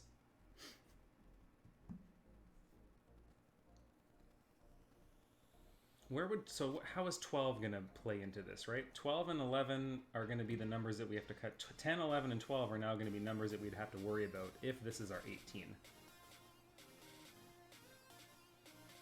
So 12, 13.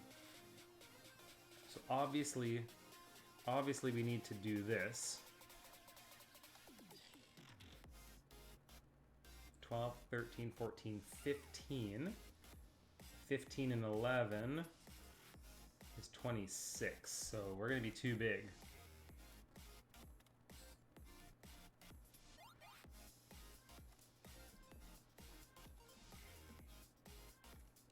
Right, so I don't think I'm gonna be able to put 12 anywhere that makes sense. Because unless we don't do the spoke breaks.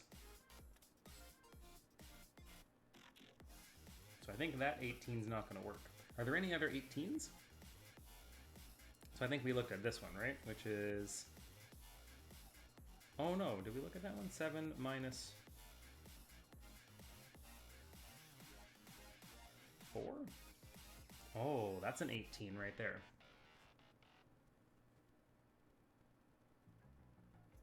There's a lot of subtractions that give 18.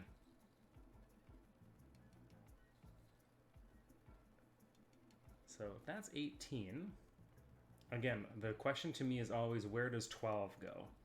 12 and 11 make 23. So 12 and 11 can't live together. But 10 and 11 can and probably should live together to give us 21.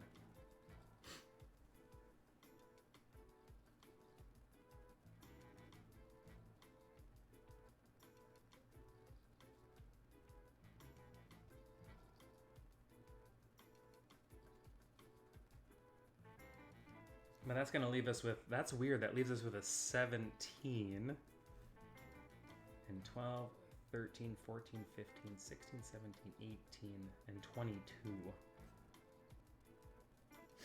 Bummer. So yeah, I think the 10 and 11, the 10, 11, 12 makes it a bit of a problem, right? Because if we have to put those in consecutive order, right, if they either have to live with each other or with the numbers around them, then this gets increasingly tricky.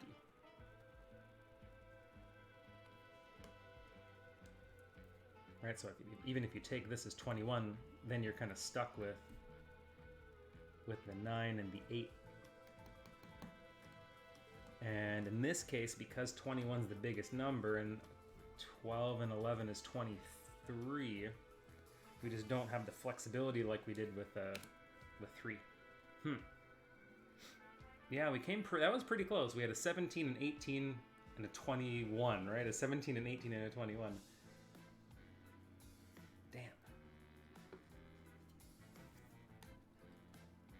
Okay, well, what if we don't need them to be beside each other? Is it possible to slice up this clock in a way? So what if we took, for example, what if we took, this is one of our breaks, 5, 6, and 7, right? That's going to be 18. We could still technically take this as 21. Is it possible to arrange the rest of the clock so that we get a 19 and a 20?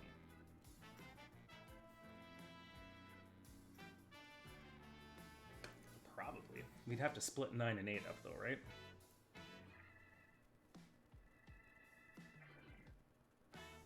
So does that mean that 9 would live with 12?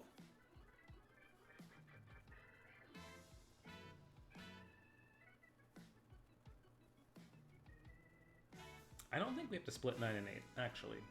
We don't have to.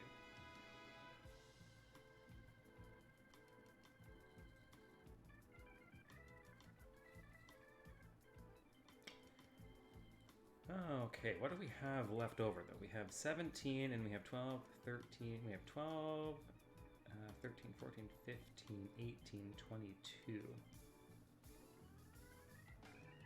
So if I put 9 and 8 together, it needs 3 more, or 2 more.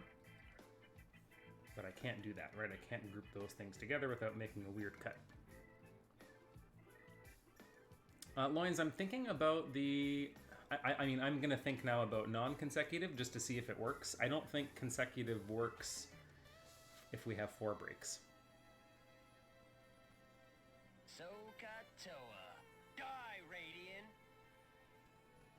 It's been a while. It's been a while since I've heard those lovely words.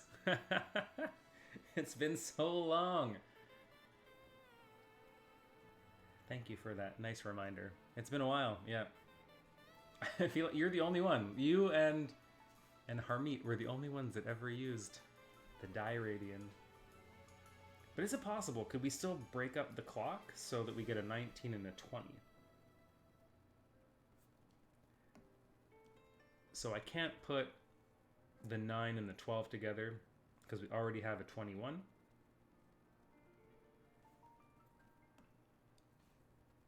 So I don't really want to cut like this, right? Because then that's going to get too big. So we almost need to do 12 with some stuff. So what does 17 need? 17 would need 3 or 2, right? It's going to need one of these two things. So I think that's not going to work, right? We can't really make it work.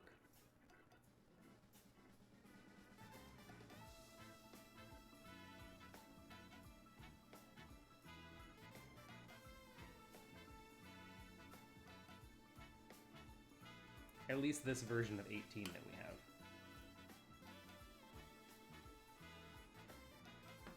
Yeah, I think we're kind of hooped. We're hooped. I don't think it works. I also have been thinking that there's probably going to be an N that gets too big. Alright, so obviously 2 doesn't work because we can't actually find that N. 3 and 4, we can find N4, right? I should be using, B is the number of breaks. But, what if we go breaks is equal to 5, and we have N plus 1, N plus 2, up to N plus 4.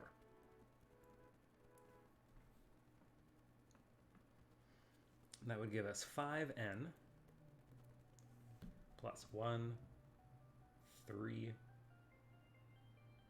6, 10. So that ain't gonna happen. Because we would need to take 68 divided by 5, so we can't have 5 breaks, that doesn't work.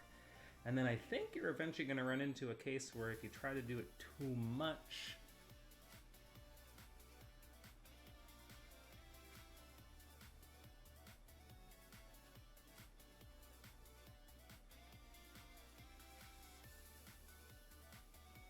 yeah, I see what you did. You did N as the middle one, right? And then you did your N plus 1, N minus 1, N plus 2, N minus 2.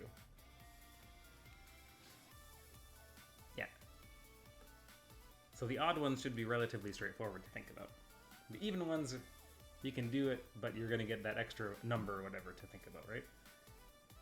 I always want to know this. I'm always curious about the starting number personally, not the middle number, so I'll do it a little bit longer, but I won't use your ninja ways.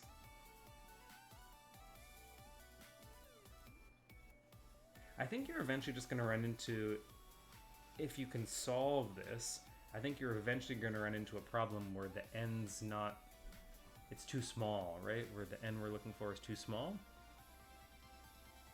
So what do we get here? The sum of the numbers from 1 to 4 was 10. This should be 15. And if I take away 15, what do we get here? 63? Again, that's not going to work.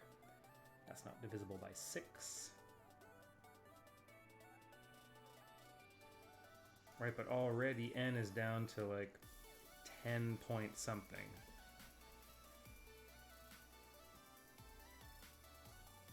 Which I guess technically could work if 12 breaks off by itself.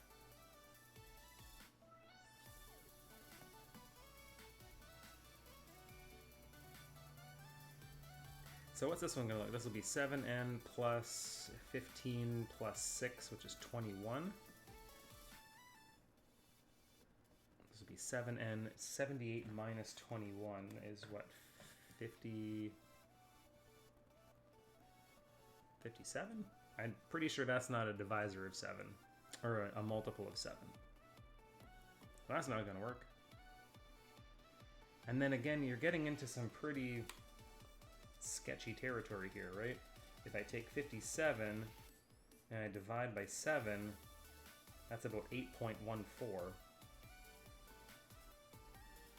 Which I guess, I don't know, I guess technically it's possible, right? And again, you have to break the 12, like the 11s and the 12s off by themselves. So I think you're eventually going to run into, I guess what's the, you could, I guess, do 1, 2, you could do 11 breaks, right? That would be the most you could do if it broke like perfectly even.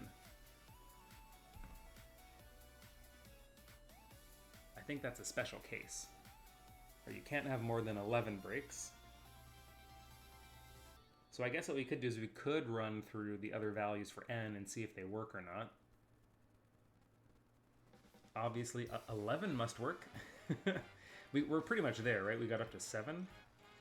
So it won't take us long to check out the other cases. You might as well just do that to finish off the stream for today. So for 8, we would have 8n plus, we'd have to add 7 to this number, so 28, I believe. For 9, we'd have to do 9n plus, we'd have to add 9 to this, which is 30, wait.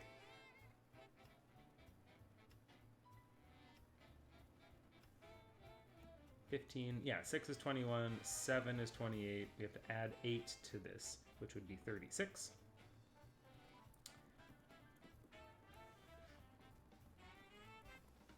And the biggest we can do is 11 breaks, right? That's the highest we can do. So for 10, it's 10n plus, we'd have to add, oh man, brain is starting to shut down. So we have to add 5, we have to add 6, we have to add 7, 8, 9, which is going to give us 45. That sounds like a number that makes sense.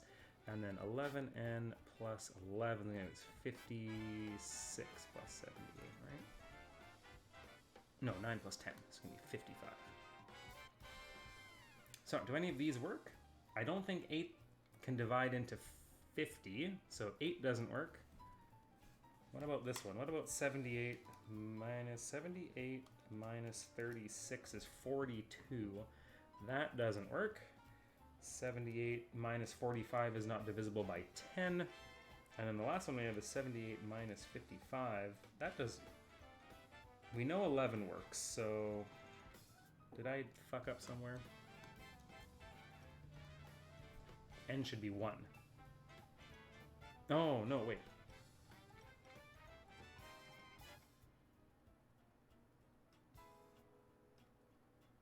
Or is it 12 breaks that works? Yeah, it should be 12. 12 should be the biggest, right? 12 should be the biggest, yeah. Right.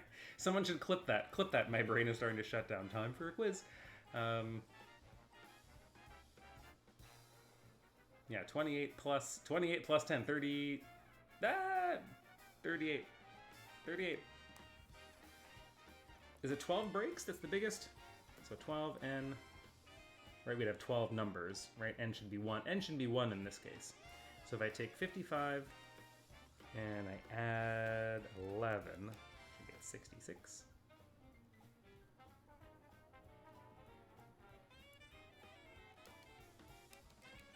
Yeah, okay. That's the biggest we can do. It's 12. So nothing else works, I think, up to 12. So 12 is the highest we can do. That's obviously a simplistic case. And the only other two cases that work, we have the case for 3, a case for 4. Well, I mean, it's possible. The n is possible. 2 doesn't work. Obviously, if we... do we care about the 0 and 1 case? If there's one...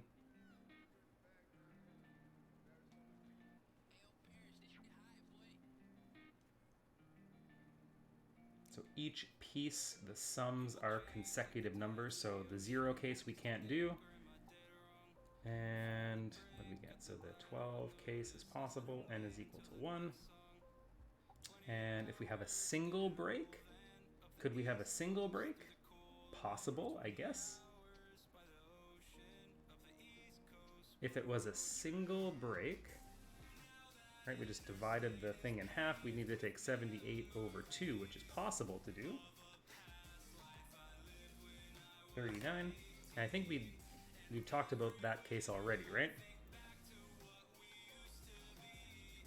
So it's possible to have a single break. Each half would have to be 39.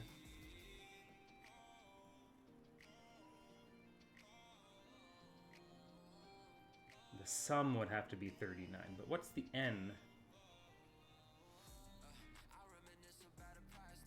Oh, wait, I did that totally wrong, didn't I? Totally wrong. Okay, so if there's one break and we need consecutive integers, it's actually like this. So it's actually 2n is equal to 77. So a single break can't work too. We can't get those numbers to be consecutive numbers. So that's kind of interesting. There's only 3 possible solutions. There's the trivial solution, which is to break it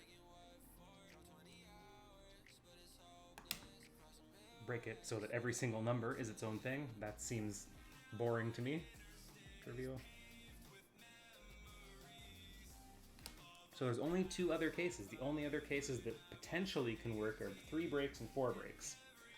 So I think what we should probably think about next time we get together, if we want to continue talking about the clocks, is if we don't have spoke breaks, right? So if we're allowed to break them, you know, in ways other than this, is it possible to find other ways? So could we break it in different ways to get the numbers that we need? So there's only two cases to look at: 3 breaks and 4 breaks. If you have 3 breaks, you know the numbers are 25, 26, and 27. If you have 4 breaks, you got the numbers 18 through 21, right? 18, 19, 20, and 21. Those are the only 2 cases that seem to be interesting. And we've only looked at spoke breaks, but can we break it in other ways to make it work? I don't know. I kind of want to think about it a little bit more. But I think that's a thing that I'll think about. I think I'll think about it more next week.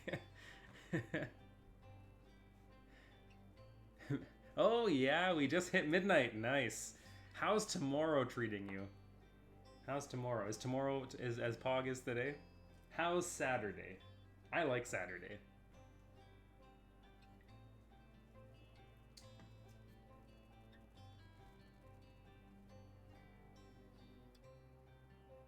I know, I've been like just exhausted today, and I can't wait.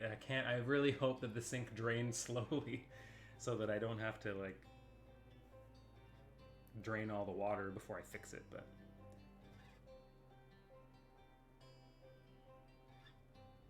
oh. Wait, are you on the East Coast too, Andy? I mean, I'm on the West Coast. It's only 9 o'clock here. I got lots of time before I have to get tired.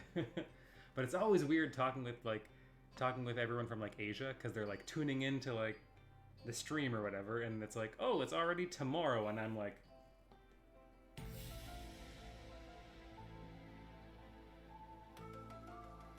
how's tomorrow? It's so weird to think about, like you're already like in tomorrow. It's weird. East Coast gang is like, oh man, I've been tired for one whole minute.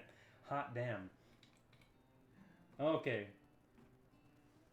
I think it's about time, my friends. It's been a good night. I've had a lot of fun tonight. Thank you for the question, Valentin. Hopefully, I feel like he got the answer to his problem. I didn't really know much. I couldn't really do much for that particular question, but I'm glad we got it figured out. So I gotta go take care of some puppies, take care of some sinks, and I'll be back on... What am I doing next week? Probably try to stick with the same schedule as this week to the best of my ability. So we'll try for like a Tuesday at 1. Wednesday will be weird because I have some meetings I have to attend to. And then Thursday at 5, Friday at 7. We'll try to do kind of the same thing. Yeah, same thing next week. We'll try to get back, I think, into the Euclid contest again. And try to finish off the 2019 contest, I think. So, good night, guys. Thanks for hanging out, and we'll talk to you soon, all right?